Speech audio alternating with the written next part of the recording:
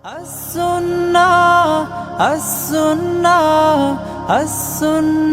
Foundation. As-Sunnah Foundation. আসসালামু আলাইকুম ওয়া রাহমাতুল্লাহি ওয়া বারাকাতুহু। আলহামদুলিল্লাহ ওয়াসসালাতু ওয়াসসালামু আলা রাসূলিল্লাহ ওয়া আলা আলিহি ওয়া আসহাবিহি ওয়া মান ওয়ালাহু আম্মা বাদ। সুপ্রিয় দর্শক শ্রোতা ভাই বোন, দেশে কিংবা প্রবাসে যে যেখান থেকে আমাদেরকে এই মুহূর্তে দেখছেন, আপনাদের সকলকে আন্তরিক অভিনন্দন এবং মোবারকবাদ জানিয়ে শুরু করছি আমাদের আজকের পরিবেশনা। প্রিয় দর্শক, আপনারা দেখছেন আস-সুন্নাহ ফাউন্ডেশন স্টুডিও থেকে সরাসরি সম্প্রচারিত শরঈ সমাধান সরাসরি প্রশ্নোত্তরমূলক অনুষ্ঠানটির আজ আমরা 89 নম্বর পর্বে উপনীত হয়েছি। আল্লাহ তাআলার অশেষ অনুগ্রহে, আল্লাহ তাআলার জন্য সকল প্রশংসা এবং শুকরিয়া। এই দীর্ঘ অনেকগুলো পর্বে আপনারা আমাদের সঙ্গে আছেন, এটি আমাদের জন্য অনেক বড় অনুপ্রেরণার বিষয়। যারা এই প্রোগ্রামটি দেখছেন, নিয়মিত প্রশ্ন করছেন, কোরআন এবং হাদিসের আলোকে ইলম অর্জন করার চেষ্টা করছেন, অন্যদেরকে জানতে সহায়তা করছেন ওয়াচ পার্টি শেয়ার করে, আপনাদের সকলকে আমরা বিশেষভাবে মোবারকবাদ জানাচ্ছি। আল্লাহ তাআলা আপনাদের সকলকে সর্বোত্তম বিনিময় দান করবেন ইনশাআল্লাহ বিইذنিল্লাহ। প্রিয় দর্শক, অন্যান্য দিনের মতো আজও আপনাদের সাথে ইনশাআল্লাহ ঘণ্টাব্যাপী আমি থাকছি। আপনাদের যে কোনো জীবন ঘনিষ্ঠ জিজ্ঞাসা বাংলায় সংক্ষেপে লিখে এই পোস্টের মন্তব্যের ঘরে আপনি পোস্ট করুন। আমরা ধারাবাহিকভাবে এবং যত বেশি থেকে বেশি সংখ্যক প্রশ্নের উত্তর দেওয়া সম্ভব হয় সেই চেষ্টা আমরা অব্যাহত রাখবো ঘণ্টাব্যাপী সময় ইনশাআল্লাহ তাআলা। সেই সাথে আপনাদেরকে জানিয়ে রাখি যে বিগত সপ্তাহে আমরা আপনাদেরকে একটি শুভ সংবাদ শুনিয়েছিলাম যে লাইভ প্রোগ্রামটিতে আপনাদের প্রশ্নগুলোর উত্তর, আরও বেশি প্রশ্ন উত্তর আসা দরকার, কিন্তু সেটি হয়ে ওঠে না। আমাদের একাধিক দক্ষ আলিম রয়েছেন যারা সুন্নাহ ফাউন্ডেশনের গবেষণা বিভাগে কাজ করছেন। তারা আপনাদের প্রশ্নগুলোর রিপ্লাইতে কিন্তু উত্তর দেওয়ার চেষ্টা করছেন যতটুকু তাদের সাধ্যে কুলায়, যদিও সবগুলোতে তারা সম্ভব পর হয়ে ওঠে না করাটা, উত্তর রিপ্লাই করাটা, কিন্তু অনেকগুলোতে করছেন। আপনারা যারা প্রশ্ন উত্তর পাচ্ছেন না, পরবর্তীতে আপনার কাছে যদি নোটিফিকেশন যায়, আপনি মেহরবানি করে রিপ্লাইটি দেখবেন না, হতে পারে আপনাকে রিপ্লাইয়ের মাধ্যমে উত্তর দিয়ে দেওয়া হয়েছে। সেই সাথে আমরা বিগত সপ্তাহে বলেছিলাম যে এই লাইভটি আমরা সপ্তাহে 2 দিন করার চেষ্টা করছি। একদিন তো সরাসরি লাইভ, সেটি শুক্রবারে আমরা জুমাবারেই করছি ইনশাআল্লাহ। আরেক দিন হবে রেকর্ডেড লাইভ, সেটা হলো লাইভের প্রশ্নগুলো থেকে নির্বাচিত প্রশ্নের উত্তর নিয়ে আমরা সেটি করব। পরবর্তীতে আবার সেই উত্তরগুলোকে কেটে কেটে আলাদা করে আমাদের IQA যে ওয়েবসাইট নেওয়া হয়েছে ইসলামিক কোশ্চেন অ্যান্ড অ্যান্সার, সেখানে এবং আমাদের এ বিষয়ে প্রশ্নোত্তর বিষয়ক আলাদা পেজ রয়েছে ফেসবুকের, সেখানে আমরা সম্প্রচার করবো ইনশাআল্লাহ। তো সেই অনুষ্ঠানটি কবে হতে পারে, আপনারা অনেকে মূল্যবান মতামত দিয়েছেন, ধন্যবাদ আপনাদেরকে। আশা করছি প্রতি বৃহস্পতিবার রাতে, দিবাগত রাতে, অথবা শনিবার দিবাগত রাতে, এই দুটির কোনো একটি সময় ইনশাআল্লাহ আমরা সেই লাইভটি সম্প্রচার করব। সে পর্যন্ত আল্লাহ তাআলা ভালো রাখুন। আমরা চেষ্টা করব সামনের সপ্তাহ থেকে এটি শুরু করার। সে লাইভে যারা প্রশ্ন করবেন, সেই প্রশ্ন থেকে নির্বাচিত প্রশ্নগুলোর উত্তর পরবর্তী লাইভে আমরা দেব ইনশাআল্লাহ তাআলা। সেই সাথে আপনাদেরকে জানিয়ে রাখি যে আস-সুন্নাহ ফাউন্ডেশনের কয়েকটি গুরুত্বপূর্ণ ইনিশিয়েটিভ এখন শুরু হতে যাচ্ছে। আলহামদুলিল্লাহ, আপনারা রমাদান প্ল্যানার সহ, রমাদান ইফতার বিতরণ সহ অনেক কার্যক্রমকে সফল করতে আমাদের সঙ্গে ছিলেন। আমরা আমাদের উদ্যমী কর্মবীর যে টিম রয়েছে তাদেরকে সাথে নিয়ে কাজ করেছি। আপনারা সাথে থেকেছেন। আল্লাহ তাআলার অনুগ্রহে আমরা কাঙ্ক্ষিত লক্ষ্যে আমরা পৌঁছতে পেরেছি।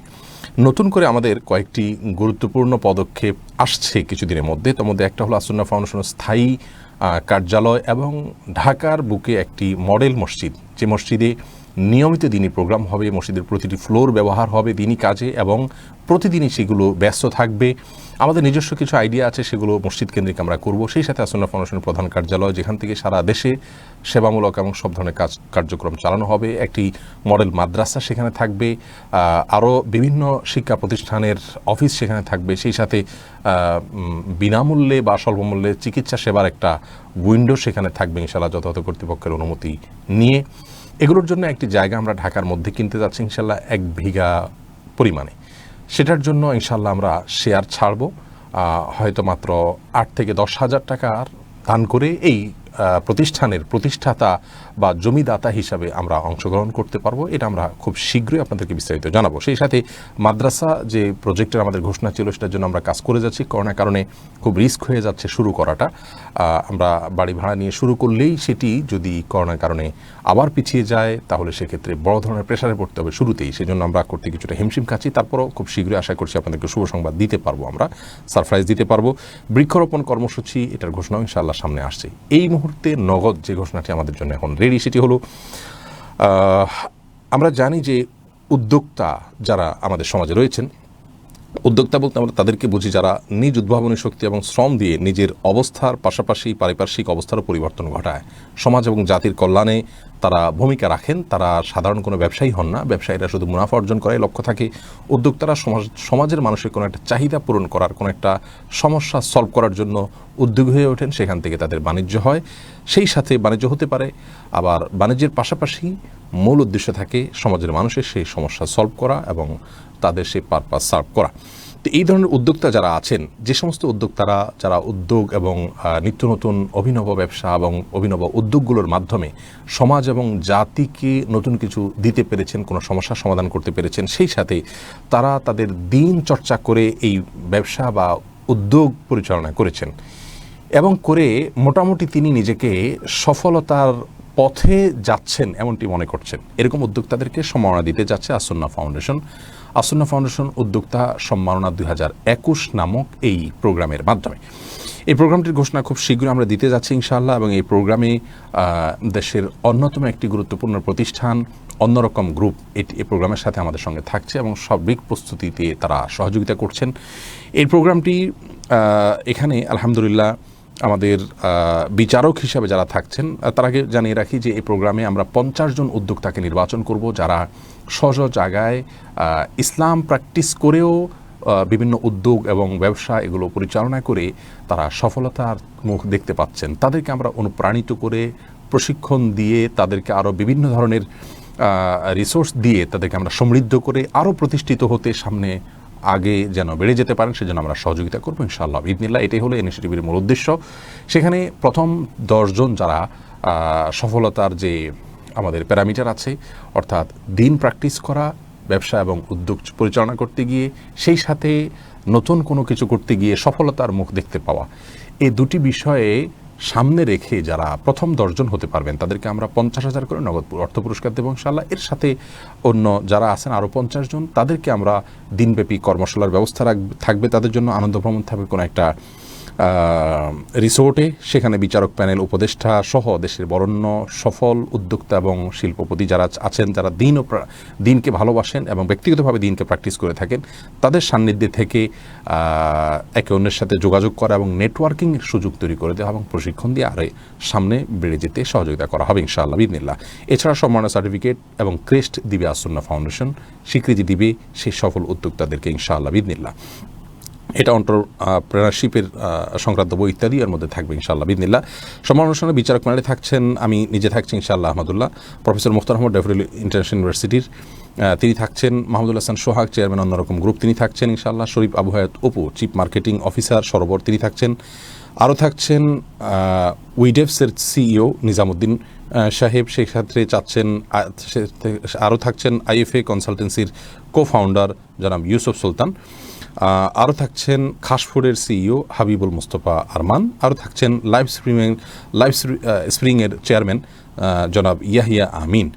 এরা থাকছেন বিচারক প্যানেলে। আর উপদেষ্টা প্যানেলে থাকছেন ইনশাআল্লাহ বিইذনিল্লাহ সেন্ট্রাল শরিয়া board for all Islamic banks of বাংলাদেশের সম্মানিত চেয়ারম্যান এবং চট্টগ্রাম বিশ্ববিদ্যালয়ের অ্যারাবিক ডিপার্টমেন্টের প্রফেসর জনাব ডক্টর গিয়াসউদ্দিন তালুকদার।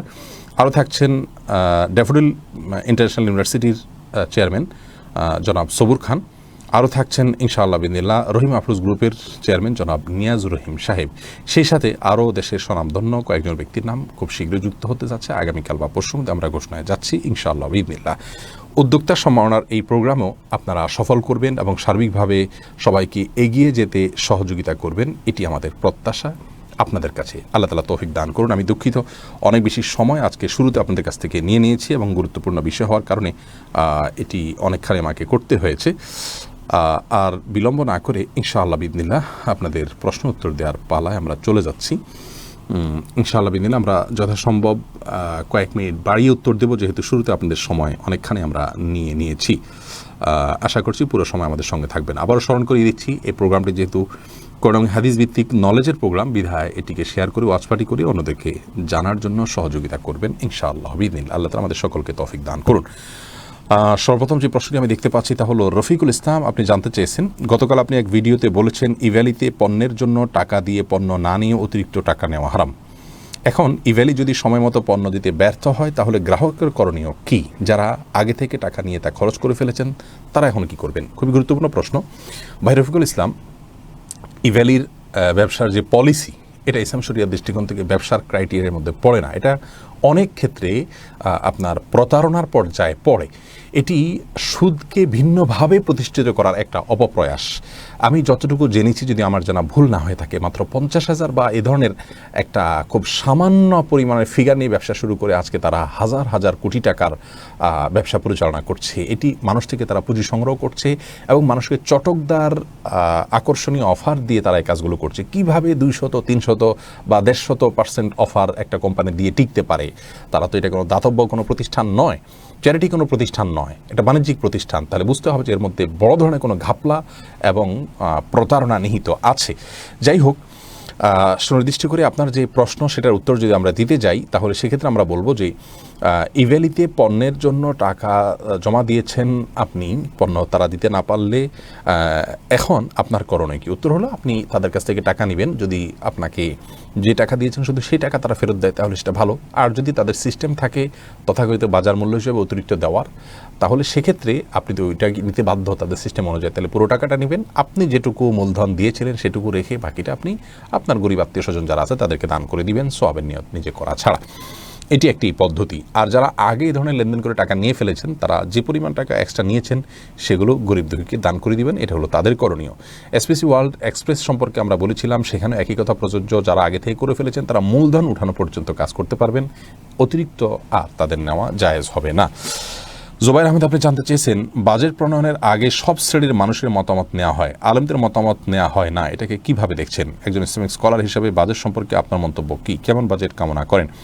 ভাই জুবাইর আহমেদ, খুবই গুরুত্বপূর্ণ একটি প্রশ্ন আপনি করেছেন। বাজেট প্রণয়নের আগে সব শ্রেণী পেশার মানুষদের মতামত নেওয়া হয়, তাদের মূল্যায়ন নেওয়া হয়, আমলে নেওয়া হয়। দুঃখজনক, এদেশে ওলামায়ে কেরাম এদেশের বিশাল বড় একটা অংশের মানুষকে প্রতিনিধিত্ব করে। তাদের সুচিন্তিত মতামত কখনই আপনার বাজেট উপলক্ষে নেওয়া হয় না। আর কয়দিন পরেই আমাদের আগামী অর্থ বছরের জাতীয় বাজেট ঘোষিত হতে যাচ্ছে জাতীয় সংসদে। এ উপলক্ষে ওলামায়ে কেরামের মতামত না নেওয়াটা আমি দুঃখজনক বলে মন্তব্য করব। সেই সাথে সুদভিত্তিক সমাজ এবং অর্থ ব্যবস্থার কারণে হয়তো ওলামায়ে কেরামের মতামত নেওয়া হয় না, অথবা মনে করা হয় যে ওলামায়ে কেরাম এগুলো কিছু বুঝেন না বা কোরআন হাদিসে বোধহয় বিষয়ে কিছু নেই। অথচ সূরা ইউসুফের মধ্যে বাজেট সম্পর্কিত ধারণা রয়েছে। ইউসুফ আলাইহিস সালাম যখন মিশরের কৃষি বিভাগের দায়িত্ব পালন করছিলেন, তখন আপৎকালীন সময়, সংকটকালীন সময় কিভাবে বাজেট নিরূপণ হবে, পরবর্তী বছরের খাদ্যের যোগান কোত্থেকে হবে, সেই বিষয়ে তিনি গুরুত্বপূর্ণ পরামর্শ দিয়েছেন। কোরআনে সে বিষয়ে উল্লেখ রয়েছে। তার মানে বাজেট সম্পর্কে কোরআনে অত্যন্ত সুন্দরভাবে ধারণা দেয়া আছে, হাদিসেও বিভিন্ন ধারণা রয়েছে। বিধায় ওলামায়ে কেরামের মতামত নেওয়াটা উচিত বলে আমি মনে করি, এবং সেটি নিলে ইনশাল্লাহ আমাদের জাতীয় বাজেট এটি আরও আপনার সুন্দরভাবে উপস্থাপন করা এবং প্রণয়ন করা সম্ভব হবে বলে আমি আশা করছি। আর আমার মন্তব্য আপনি জানতে চেয়েছেন, সে বিষয়ে আমি বলবো যে আমাদের জাতীয় বাজেটে প্রতি বছরই আপনার একটা বড় ধরনের ঘাটতি থাকে, অর্থাৎ ব্যয়ের যে পরিকল্পনা থাকে সে পরিমাণ আয়ের আসলে ব্যবস্থা থাকে না, যেটাকে উচ্চাভিলাষী বাজেট বলে বলা হয় অর্থনীতির ভাষায়। তো সেই ঘাটতিটা অনেকখানি পূরণ হয়ে থাকে বৈদেশিক ঋণ বা বিভিন্ন ব্যাংক থেকে ঋণ ইত্যাদির মাধ্যমে, সুদভিত্তিক ঋণের মাধ্যমে, এবং সেই ঋণের পার্সেন্টেজটা অনেক 10 থেকে 15 বা 20% পর্যন্ত থাকে অনেকটা। তো যে দেশের 90% মানুষ মুসলিম, সে দেশের মুসলিমদের জাতীয় বাজেটে এত বিশাল বড় একটা অঙ্ক সুদের লোনের উপর নির্ভর করবে, এটি মোটেও গ্রহণযোগ্য নয়। এই জায়গাটাতে পরিবর্তন আনা উচিত, এবং এ জায়গায় পরিবর্তন আনা কি আদৌ সম্ভব? অর্থাৎ সুদভিত্তিক লোন ছাড়া আদৌ কি দেশ চলা সম্ভব? আমরা বলতে চাই বিনয়ের সাথে অবশ্যই সম্ভব। এ বিষয়ে মার্কাজুদ দাওয়ার মুফতি আবদুল্লাহ সাহেব তিনি একটি গবেষণা আর্টিকেল লিখেছেন অনেক আগে। তার আলোকে আমরা বলতে পারি যে প্রথমত, যদি অপচয়, রাষ্ট্রের সম্পদের যে অপচয় হয় সেটা যদি রোধ করা যায় এবং মিতব্যয়ী যদি হওয়া যায়, যে সমস্ত খাতগুলোর থেকে আপনার বাহ্যিকভাবে তেমন কোনো উন্নয়ন আসছে না, বরং অনুন্নয়নমূলক খাত বলতে পারি, সেগুলোতে বাজেটের বা ব্যয়ের মাত্রা যদি কমিয়ে দেওয়া হয়, সোয়াব জাতীয় যে কাজগুলো হয় যেগুলোর দ্বারা আসলে আপাত দৃষ্টিতে তেমন কোনো অন্তত আর্থিক উপকারিতা হয় না, সেগুলোতে যদি ব্যয়ের পরিমাণ কমানো হয়, দুর্নীতিটাকে যদি পরিপূর্ণ কন্ট্রোল করা যায়, মন্ত্রী, এমপি, সচিব, ইউনো সহ বিভিন্ন বড় বড় কর্তা ব্যক্তি যারা আছেন তারা রাষ্ট্রের সম্পদকে ব্যবহার করতে গিয়ে তাদের প্রয়োজনে বা সরকারি কাজে ব্যবহার করতে গিয়ে তারা যদি মিতব্যয়িতার পরিচয় দেন, একটা গরিব দেশের জনগণরা যেখানে অনেক কষ্ট করছে সেখানে তারা যদি ধরুন 30 থেকে 1 কোটি টাকার মধ্যে যে গাড়ি কিনছেন সেই গাড়ি যদি তারা 10 লাখ থেকে 20-30 লাখের মধ্যে কিনেন, তাহলে তাদের পারপাস সার্ভ হয়ে যাবে। এইগুলো যদি করা হয় তাহলে সেক্ষেত্রে আমরা সুদভিত্তিক ঋণের উপরে নির্ভরতা অনেকখানি কমে ফেলতে পারবো ইনশাআল্লাহ বিইذনিল্লাহ। সেই সাথে জাকাত এটা সরকারিভাবে গ্রহণ করা হয়, কিন্তু জনগণ সরকারি কোষাগারে, সরকারি জাকাত ফান্ডে জাকাত দেয় না। এর সবচেয়ে বড় কারণ আমরা সবাই জানি যে এটির প্রপার বন্টনের বিষয়ে জনগণের আস্থার ঘাটতি। এই আস্থার ঘাটতি যদি দূর করা সম্ভব হয়, মানুষের আস্থা যদি অর্জন করার মতো পদক্ষেপ নেওয়া যায় এবং জাকাত যদি সঠিকভাবে কালেকশন করা হয়, তাহলে আমার মনে হয় জাতীয় জাতীয় বাজেটের মধ্যে তার বিশাল একটা গুরুত্বপূর্ণ প্রভাব পড়বে, ইতিবাচক প্রভাব, যার ফলে আমরা বৈদেশিক ঋণ এবং সুদী ঋণের উপর নির্ভরতা অনেকখানি কমাতে পারবো ইনশাআল্লাহ বিইذনিল্লাহ। মাননীয় অর্থমন্ত্রী এবং সংশ্লিষ্টরা যদি বিষয়গুলোকে আমলে নেন, আমি মনে করি আমাদের অর্থনীতি আরও বেশি সমৃদ্ধ হবে, আমাদের বাজেট আরও বেশি সুসংহত হবে এবং আরও বেশি বলিষ্ঠ হবে এবং আমাদের জাতীয় জীবনে আমাদের কল্যাণ আরও বেশি বয়ে আনবে বলে আমি আশা করছি ইনশাআল্লাহ বিইذনিল্লাহ। এরপর প্রশ্ন করেছেন মোয়াজ্জেম হোসেন, আপনি জানতে চেয়েছেন অনলাইনে ব্যবসায়ীরা এমনভাবে ছবি তুলে প্রচার করেন যা দেখে গ্রাহক আকৃষ্ট হয়, কিন্তু গ্রাহক পণ্য হাতে পাওয়ার পর দেখে যা ভেবেছিল সেরকম নয়। ছবি কিন্তু এই পণ্যেরই তোলা হয়েছিল, ছবি তোলার ভঙ্গি নান্দনিক হওয়ায় গ্রাহক আকৃষ্ট হয়েছিল, বাস্তবে তা আকর্ষণীয় নয়। এ ধরনের সূক্ষ্ম প্রতারণা সম্পর্কে কি বলবেন ভাই মোয়াজ্জেম হোসেন? বেচাকেনা করতে গিয়ে গ্রাহককে বা বিক্রেতাকে আপনার প্রতারণার স্বীকার করা, তার কাছে কোনো কিছুকে ভিন্নভাবে উপস্থাপন করার অপচেষ্টা করা হয়, এটা ইসলামের শরীয়তের দৃষ্টিকোণ থেকে হারাম। নবী সাল্লাল্লাহু আলাইহি ওয়াসাল্লাম এই ধরনের প্রতারণা যারা করে তাদের সম্পর্কে বলেছেন, মান গাশশা ফালাইসা মিন্না, যে ব্যক্তি কাউকে প্রতারণা করে, কোনো বিক্রেতাকে, কোনো গ্রাহককে, সে আমার উম্মত হতে পারে না। এ ধরনের বাণিজ্য হালাল নয়, এ ধরনের উপার্জন হারাম হয়ে যাবে। আজকাল আম, লিচু এবং মৌসুমি যে ফলগুলো আছে সেগুলোর পাশাপাশি অনেক আইটেমের কেনাবেচা অনলাইনে হয়ে থাকে। অনলাইনে কেনাবেচার এই যে যুগ চলছে, সময় চলছে, এখন ছবি তুলে সেটা মার্কেটিং করা হয়, মানুষ এটা দেখে কিনে। এখানে প্রথমত যদি ছবিটা হয় নিছক আপনার কি বলে এটাকে, নিছক যদি ফাইল ফটো বা সিম্বলিক ছবি, তাহলে সেটা লেখা থাকা উচিত যে এটা সিম্বলিক ছবি মাত্র, তাহলে দর্শক বুঝতে পারবেন বিবরণ থেকে যে এই টাইপের হবে, আর এই সিম্বল থেকে বোঝা যাচ্ছে এই জাতীয় জিনিসটা। আর যদি হুবহু ওই পণ্যের ছবি হয়, তাহলে সেক্ষেত্রে ছবি তোলার ক্ষেত্রে মূল বিষয়টা যেন ফুটে ওঠে, ছোটো জিনিস যেন বড় বোঝা না যায়, ভালো দেখা না যায়, এই প্রতারণা যেন করা না হয়, সেটি এনশিওর করতে হবে। সেটা যদি না করা হয় তাহলে সেক্ষেত্রে কিন্তু এটি হালাল হবে না। এবং এই বিষয়ে আমাদের একটা ভিডিও আছে, ইনশাআল্লাহ কয়েকদিনের মধ্যে সেটি আপলোড হবে ইনশাআল্লাহ বিইذনিল্লাহ।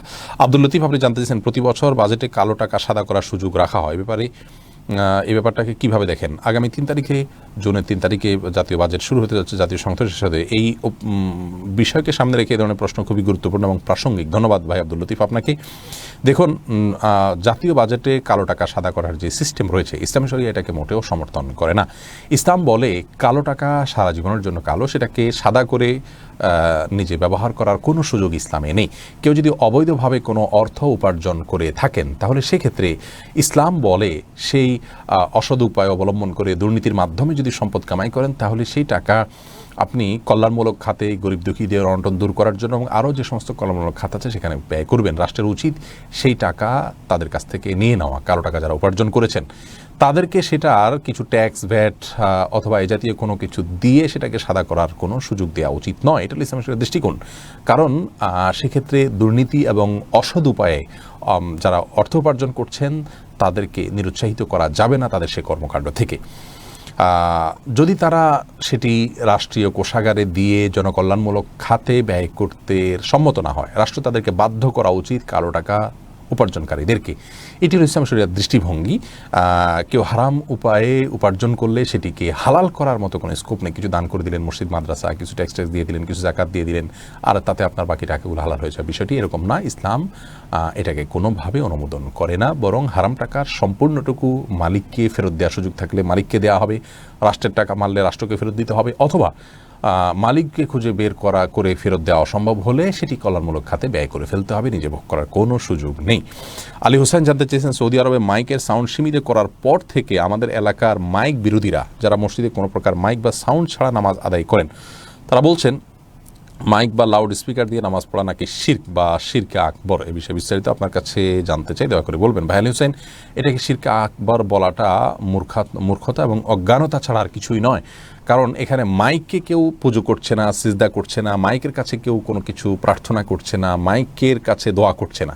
যদি হতো তাহলে আল্লাহর পর্যায়ে মাইককে রাখা হলে সেটি শিরকে আকবর হতো। মাইকের মাধ্যমে যার সাউন্ডটাকে বড় করা হচ্ছে, এখানে শিরকে আকবর হওয়া বা কোনো প্রকার শিরক হওয়া এটার কোনো সুযোগ নেই। এটি সম্পূর্ণ ভুল একটি মন্তব্যকে যদি করে থাকেন। তবে হ্যাঁ, এটি ঠিক যে বিনা প্রয়োজনে ইসলামের নামে মাইকের যত্রতত্র বা যখন তখন ব্যবহার করে, লাগামহীন ব্যবহার করে অন্যান্য মানুষদের ডিস্টার্ব করা ইসলাম শরিয়ার দৃষ্টিকোণ থেকে জায়েজ নয়। আজানের জন্য মাইক ব্যবহার করলেন আপনি, এটি বিধেয়, যতটুকু প্রয়োজন ততটুকু। এর বাইরে আপনার ধরুন আজকাল যেটা হয়, সাহরির সময় ভোর রাতে দীর্ঘ সময় ধরে মাইক ব্যবহার করে মানুষকে ঘুম থেকে জাগিয়ে তোলা, এটি জায়েজ নাই। কারণ ঘুম থেকে এখন সবাই ওঠার ব্যবস্থা সবার কাছে আছে, অ্যালার্মিং সিস্টেম প্রত্যেকের বাসায় বাসায় রয়েছে। সেখানে দীর্ঘ সময় মাইকের আওয়াজ দিয়ে আপনি আশপাশে মানুষদের কষ্ট দিবেন, ঘুমন্ত মানুষদেরকে যারা রোজা রাখবে না, মাজুর, অসুস্থ, অথবা ছোট বাচ্চা, সকালে স্কুল আছে, সকালে ডিউটি আছে, বা অন্য ধর্মের মানুষ যারা আছেন তাদেরকে আপনি ডিস্টার্ব করবেন। এমনকি যারা ভোর রাতে নামাজ পড়েন তাদের ডিস্টার্ব করবেন, এগুলো জায়েজ নেই। মাহফিলের নামে দূর দূরান্তের মধ্যে মাইক লাগিয়ে মানুষকে জোর করে ওয়াজ শোনাবেন, এগুলো ইসলামের শরীয়তে মোটেও জায়েজ নেই। অতএব মাইকের ব্যবহার নিয়ন্ত্রণ করা এটা দোষণীয় নয়, কিন্তু তাই বলে নামাজে আপনার আজানে বা মসজিদে মাইক টোটালি ব্যবহার করলে সেটা শিরক হবে, এটি মূর্খতা ছাড়া আর কিছু নয়। সাদিয়া জান্নাত আপনি জানতে চাইছেন, ক্র্যাকড সফটওয়্যার ব্যবহার করে ছোটোখাটো গ্রাফিক্স ডিজাইন করে ইনকাম করা কি জায়েজ আছে, যেমন ফাইবার, আপওয়ার্ক বা অন্য মার্কেট প্লেসে? জানাটা খুব ইম্পর্টেন্ট, ক্যারিয়ার ডিফেন্ড করছে এখানে। বোন সাদিয়া, ক্র্যাকড সফটওয়্যারগুলো আছে, এগুলোর ছোটোখাটো গ্রাফিক ডিজাইনে আপনি ব্যবহার করতে পারবেন কি না এ বিষয়ে আমরা জানার চেষ্টা করেছি। যেটুকু আমরা জানতে পেরেছি যে বিভিন্ন সফটওয়্যার কোম্পানি তাদের সফটওয়্যার বাংলাদেশের মতো এ ধরনের গরিব বা দরিদ্র দেশে বিক্রির সেরকম কোনো আপাত দৃষ্টিতে ভালো কোনো অপশন, সহজ কোনো অপশন রাখেইনি। তাদের সাথে যোগাযোগ করা হয়েছে, আমি ব্যক্তিগতভাবে কয়েকজনকে দিয়ে যোগাযোগ করিয়েছি এবং তাদের কাছ থেকে তাদের অপিনিয়ন জানার চেষ্টা করেছি যে আপনাদের এই ইয়েগুলো যে ক্র্যাকড ইউজ করছে মানুষ, আপনারা কেন বিক্রির ব্যবস্থা করছেন না অরিজিনাল সফটওয়্যারটা? তখন তারা এমনভাবে উপস্থাপন করেছেন যে গরিব দেশ নিয়ে তাদের আসলে এগুলো নিয়ে ভাবনা নাই, মৌন সম্মতি তাদের আছে এমন একটি ব্যাপার। এরকম যদি হয়, মৌন সম্মতিও আছে, তারা জানে কিছু বলে না, বা তাদের পক্ষ থেকে কোনো সাবধানতা নাই, বা তারা আমাদের মতো এই টাইপের দেশগুলোর জন্য তারা ছাড় দিয়ে থাকেন, এরকম যদি হয় তাহলে সেরকম ক্র্যাকড সফটওয়্যার আপনি ব্যবহার করতে পারবেন। আপনি নির্দিষ্ট করে যেটি জানতে চাইছেন সে বিষয়ে আমার খুব ভালো জানা নেই, সেজন্য এই বিষয়ে আমি উত্তর দিলাম না, মৌলিক কথা শুধু বললাম। আর এই বিষয়ে আরও বিস্তারিত ইনশাআল্লাহ আমরা একটা ভিডিওতে আপনাদেরকে জানানোর চেষ্টা করবো ইনশাআল্লাহ। আফরিন জন আপনি জানতে চেয়েছেন, কোনো সাবালক নারী পুরুষ যদি ইচ্ছাকৃতভাবে বিয়ে না করে তবে নিজের নফসের সঠিক হেফাজতে রাখে, তবে কি কোনো সমস্যা আছে? না, কোনো সমস্যা নেই। স্বাভাবিক অবস্থা বিয়ে করা সুন্নাহ, তিনি সুন্নাহ তরক করলেন। সমস্যা আছে বলতে এইটুকু হতে পারে যে তিনি একটি ভালো কাজ করলেন না, তার আমলনামে একটা ভালো কাজের কমতি থাকলো। এই বিবাহ করে তারপরে আল্লাহ ইবাদতবন্দি করা, দিনদারিতা ধরে রাখার চেষ্টা করা, এটা হলো মূল নিয়ম, এটা হলো সুন্নাহ। তিনি যদি এটা না করেন তাহলে সেক্ষেত্রে কেমন যেন তিনি সুন্নাহ বিরোধী একটি কাজ করলেন, এটি অনুচিত। কিন্তু এর কারণে বড় কোনো অপরাধ হবে, গুনাহ হবে, বড় কোনো সমস্যা হবে, হারাম হবে, বিষয়টি এরকম না, যদি তিনি নিজেকে নিয়ন্ত্রণ করতে পারেন। সাইদা ফারহানা আপনি জানতে চেয়েছেন, একটা অনুষ্ঠানে আপনি বলেছেন বোন তার সম্পত্তি স্বেচ্ছায় ভাইকে দিয়ে দিতে পারে। আমি যদি আমার স্বামী সন্তানকে বঞ্চিত করে বাবার বাড়ির সব সম্পত্তি আমার ভাইকে দিয়ে দিই তাহলে কি গুনাহ হবে? দেখুন, আপনার সম্পদ আপনি কাকে দিবেন সেই স্বাধীনতা সম্পূর্ণ আপনার। আপনার সম্পদে আপনার মৃত্যুর পরে আপনার স্বামীর সন্তানদের অধিকার হবে কিন্তু জীবদ্দশায় যদি আপনি নিজেই মালিক হওয়ার আগেই কাউকে ছাড় দিয়ে দেন, সে অধিকার আপনার আছে। হ্যাঁ, যদি এমন হয় যে আপনার ভাইয়ের যথেষ্ট আছে কিন্তু স্বামী সন্তানের হয়তো আরও প্রয়োজন হবে, তাহলে সেক্ষেত্রে আপনি পুরোটা ভাইকে দিয়ে দেওয়া উচিত নয়। জাস্ট এখানে উচিত অনুচিতের ব্যাপার, হালাল হারামের ব্যাপার না। সেই সাথে আপনি সবটুকু ভাইকে তখন দিয়ে দিতে পারেন যদি ভাই খুব বেশি অভাবী হয় এবং আপনি নিলে আপনার সম্পদের অংশ তিনি কষ্টে পড়ে যাবেন, তাহলে নৈতিকতার জায়গা থেকে আপনার তাকে দিয়ে দেওয়া ভালো। কিন্তু দিয়ে দিলে আপনি গুনাহগার হয়ে যাবেন, স্বামী সন্তানের অধিকার নষ্ট করে ফেলেছেন, ব্যাপারটি সেরকম নয়। ফারজানা রহমান শারমিন জানতে চেয়েছেন, প্রচণ্ড গরমের কারণে যদি ঢিলা গেঞ্জি পরিধান করি তাহলেও কি আল্লাহ লানত বর্ষিত হবে? এবং ফারজানা, যদি পাশাপাশিতে আপনি পড়েন তাহলে তো আল্লাহ লানত বর্ষিত হওয়ার কোনো প্রশ্নই ওঠে না। যদি গায়ে মহারামের সামনে সেটা পরে না যান আপনি, বা সেটা পরার পর উপর দিয়ে পাতলা ওড়না পরে নেন যাতে আপনার সৌন্দর্য প্রকাশিত না হয় গায়ে মহারামদের সাথে, এরকম যদি চলেন তাহলে কোনো অসুবিধা নেই বাসা বাড়িতে। আর বাসা বাড়ির বাইরে যদি আপনি যান তাহলে সেক্ষেত্রে বোরকার নিচে যদি আপনি এ ধরনের পোশাক পরেন কোনো অসুবিধা নেই ইনশাআল্লাহ বিদিনিল্লাহ। অর্থাৎ আপনার পর্দা, বাইরে যখন যাবেন পর্দা মেনটেন করতে হবে। গরম এর কষ্ট যত বেশি, জাহান্নামের গরমের কষ্ট তার চাইতে অনেক বেশি। অতএব পর্দা লঙ্ঘন যেন না হয়, পরপুরুষের সামনে যাতে আপনার পর্দা লঙ্ঘিত না হয় সে বিষয়টা আপনি খেয়াল করবেন। এছাড়া বাকি অবস্থাতে আপনি করতে পারেন। রুহানা রুহুল আপনি জানতে চেয়েছেন, মেয়েদের ইসলামিক পরিবেশে কর্মসংস্থানের সুযোগ করে দেওয়ার মতো কোনো উদ্যোগ কি আপনারা নিয়েছেন? জানালে উপকৃত হব। বোন রুহানা, আলহামদুলিল্লাহ আসন্না ফাউন্ডেশন একটা উদ্যোগ নিয়েছে 2021-22 এই সময়ের মধ্যে আমরা ইনশাআল্লাহ সারা দেশের প্রত্যন্ত অঞ্চলে নারী এবং পুরুষ বিভিন্ন শ্রেণী পেশার নারী পুরুষদেরকে আপনার কর্মসংস্থান সৃষ্টি করার জন্য নানা রকম উদ্যোগ হাতে নিতে যাচ্ছি ইনশাআল্লাহ। এবং 1 বছরের মধ্যে আমরা বিপুল পরিমাণ নারী পুরুষদেরকে কর্মসংস্থান সৃষ্টি হতে পারে, তারা নিজেদের পায়ে নিজেরা দাঁড়াতে পারে সেরকম প্রশিক্ষণ দিয়ে তাদেরকে উপার্জনের উপকরণ দিয়ে দেওয়ার প্ল্যান আমরা করেছি ইনশাআল্লাহ বিদিনিল্লাহ। ওলামা ইকরামের মাধ্যমে, আসন্না ফাউন্ডেশনের প্রতিনিধির মাধ্যমে ইনশাআল্লাহ এটি করা হবে। ঢাকার কেরানীগঞ্জে ইনশাআল্লাহ মেয়েদের জন্য স্থায়ী প্রশিক্ষণ কেন্দ্র, যেখানে দ্বীনি শিক্ষা এবং মৌলিক দ্বীনি শিক্ষার পাশাপাশি কর্মসংস্থানের প্রশিক্ষণমূলক ব্যবস্থা থাকবে এবং এরপর উপকরণ দিয়ে আমরা তাদেরকে যার যার এলাকাতে পাঠিয়ে দিব। এই আয়োজনটা শুরু হবে ইনশাআল্লাহ খুব শীঘ্রই, আল্লাহ তাআলা আমাদেরকে তৌফিক দিলে। সায়েম আলামিন আপনি জানতে চাইছেন, আমি এক ব্যক্তির পেছনে সালাত আদায় করে জানতে পারলাম যে সে মানুষের হাত দেখে অতীত বর্তমান ভবিষ্যৎ বলে দেয় এবং তাবিজ পাথর বিক্রি করে। এখন আমার সেই সালাত কি আবার পড়তে হবে? ভাই সায়েম, যদি এরকমই হয় যেমনটি আপনি বলেছেন তাহলে সেই সালাত আপনাকে আবার পড়তে হবে। কারণ হলো এই ব্যক্তি যদি প্রকৃতই এরকম থাকে তাহলে তার শিরকে আকবারে তিনি লিপ্ত এমনটি ধারণা করার সুযোগ রয়েছে। সেই জায়গা থেকে এটি আপনাকে আবার আদায় করতে হবে। এরপর এমডি খায়রুল ইসলাম আপনি জানতেছেন, তাহিয়াতুল ওযু কি 5 ওয়াক্ত নামাজের আগে পরে পড়া যায়? আগে পড়া যায়, হ্যাঁ পড়া যায়, যে কোনো সময়, হাল মানে নামাজের নিষিদ্ধ সময় নয় এরকম যে বাকি যে কোনো সময় পড়া যেতে পারে। ফয়সাল মুন্সি জানতে চেয়েছেন, ফাইবার ফ্রিল্যান্সারদের জন্য একটা মার্কেট, ফাইবার এটা ফ্রিল্যান্সারদের জন্য একটা মার্কেট প্লেস যেখান থেকে অধিকাংশ ফ্রিল্যান্সার ইনকাম করেন, কিন্তু সেই ফাইবার ইসরায়েল দ্বারায় পরিচালিত। এখন এখান থেকে ইনকাম করা কি হারাম হয়ে যাবে? না, এটি হারাম হবে না। এখানে এই প্ল্যাটফর্ম যাদের, তাদের ভূমিকাটা এখানে কি এবং আপনি তাদের প্ল্যাটফর্ম ব্যবহার করলে সেখানে আপনার কি, তাদেরকে কি সুবিধা দিচ্ছেন না দিচ্ছেন, আপনি এই বিষয়গুলো বিস্তারিত আমি জানলে মন্তব্য করতে সুবিধা হতো। বিধায় বিষয়টি উপর আমি চূড়ান্ত মন্তব্য করছি না, শুধু মৌলিকভাবে এটুকু বলছি, অমুসলিমদের এমনকি ইয়াহুদিদের খ্রিস্টানদের অধীনে কাজ করা মৌলিকভাবে জায়েজ আছে, কিন্তু তাদের সহায়তা হয়, বিশেষ করে অন্যায় কাজে সহায়তা হয়, এরকম কোনো কাজ না করা উচিত যদি আপনার কাছে বিকল্প থাকে। বর্তমানে ইসরায়েলিরা তাদের উপার্জিত টাকাগুলোকে বোমের আকৃতি দিয়ে মুসলমানদের উপরে হামলা করছে, সেই জায়গা থেকে তাদেরকে অ্যাভয়েড করার জন্য যদি বিকল্প প্ল্যাটফর্ম থাকে সেটি ব্যবহার করা উচিত। কিন্তু তাই বলে তাদের এগুলো ব্যবহার করলে যে হারাম হবে বিষয়টা সেরকম না। ধরুন ইউনিলিভারের কোনো পণ্য যদি কেউ ব্যবহার করে ইসলাম শরীয়তের দৃষ্টিকোণ সেটা হারাম হবে না। এখানে নীতি এবং নৈতিকতার ব্যাপার এবং উত্তম অনুত্তমের ব্যাপার, উচিত অনুচিতের ব্যাপার। তারপরেও আপনি যে ফাইবারের কথা বলেছেন সে সম্পর্কে বিস্তারিত জানলে আমাদের জন্য মন্তব্য করতে সুবিধা হতো। ইনশাআল্লাহ দেখি জানি, জেনে পরবর্তীতে মন্তব্য করার চেষ্টা করবো ইনশাআল্লাহ বিস্তারিত এই বিষয়ে সুনির্দিষ্ট করে। সাবেরা আক্তার নিশা আপনি জানতেছেন, রমজান মাসে ভাঙতি রোজা কি শাওয়াল মাসে 6 রোজার সাথে একই সাথে 2 নিয়ত করে রাখা যাবে? উত্তর হলো না। ফরজ রোজা আর সাথে আপনি নফল রোজা নিয়ত করতে পারবেন না, যে কোনো একটা আপনাকে নিয়ত করতে হবে এই ক্ষেত্রে। আর শাওয়াল মাসের 6 রোজা যদি মনে হয় যে রমজান রোজা রাখতে, ভাঙতি রোজা রাখতে গিয়ে এগুলো ছুটে যাবে, তাহলে সেক্ষেত্রে আপনি শাওয়ালের 6 রোজা রেখে নিতে পারেন। যদিও উচিত আগে উত্তম হলো মতপার্থক্যের ঊর্ধ্বে ওঠার জন্য আগে রমজানের ফরজগুলো রেখে তারপর শাওয়ালের 6 রোজাগুলো রাখা যদি সম্ভব হয়। মুয়াজ ইনসান আপনি জানতে চেয়েছেন, সুদের টাকা দিয়ে তৈরি করা বাড়িতে আমল করলে আমল কি কবুল হবে? সুদের টাকা দিয়ে তৈরি করা বাড়িতে যদি আমল করেন তাহলে আমল কবুল হবে না, বিষয়টি কিন্তু সেরকম নয়। ধরুন সুদের টাকা দিয়ে আরেকজন বাড়ি করেছে, আপনি সেখানে আমল করেছেন, তো আপনার আমল কবুল হওয়ার সাথে ওইটার কোনো সম্পর্ক নেই। শিখা ইসলাম আপনি জানতেছেন 3 পিস পরে নামাজ পড়ি, পা দেখা যায়, মোজা পরে নামাজ পড়লে কি হবে? পায়ের পাতা ঢাকতে হবে কিনা মেয়েদের নামাজের জন্য মধ্যে এটা নিয়ে মত পার্থক্য আছে। অনেক ওলামা ইকরাম এটাকে শর্ত করেছেন।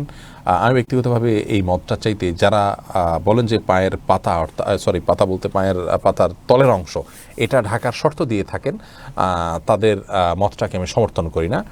পাতার উপরের অংশ, যেটা পাতার উপরের অংশ, সেটা ঢাকতে হবে কিনা অনেক ওলামা ইকরাম বলেছেন সেটা ঢাকতে হবে, অনেকে বলেছেন শুধু গিরার নিচ পর্যন্ত থাকলেই হবে কাপড়, পাতা না ঢাকলেও চলবে।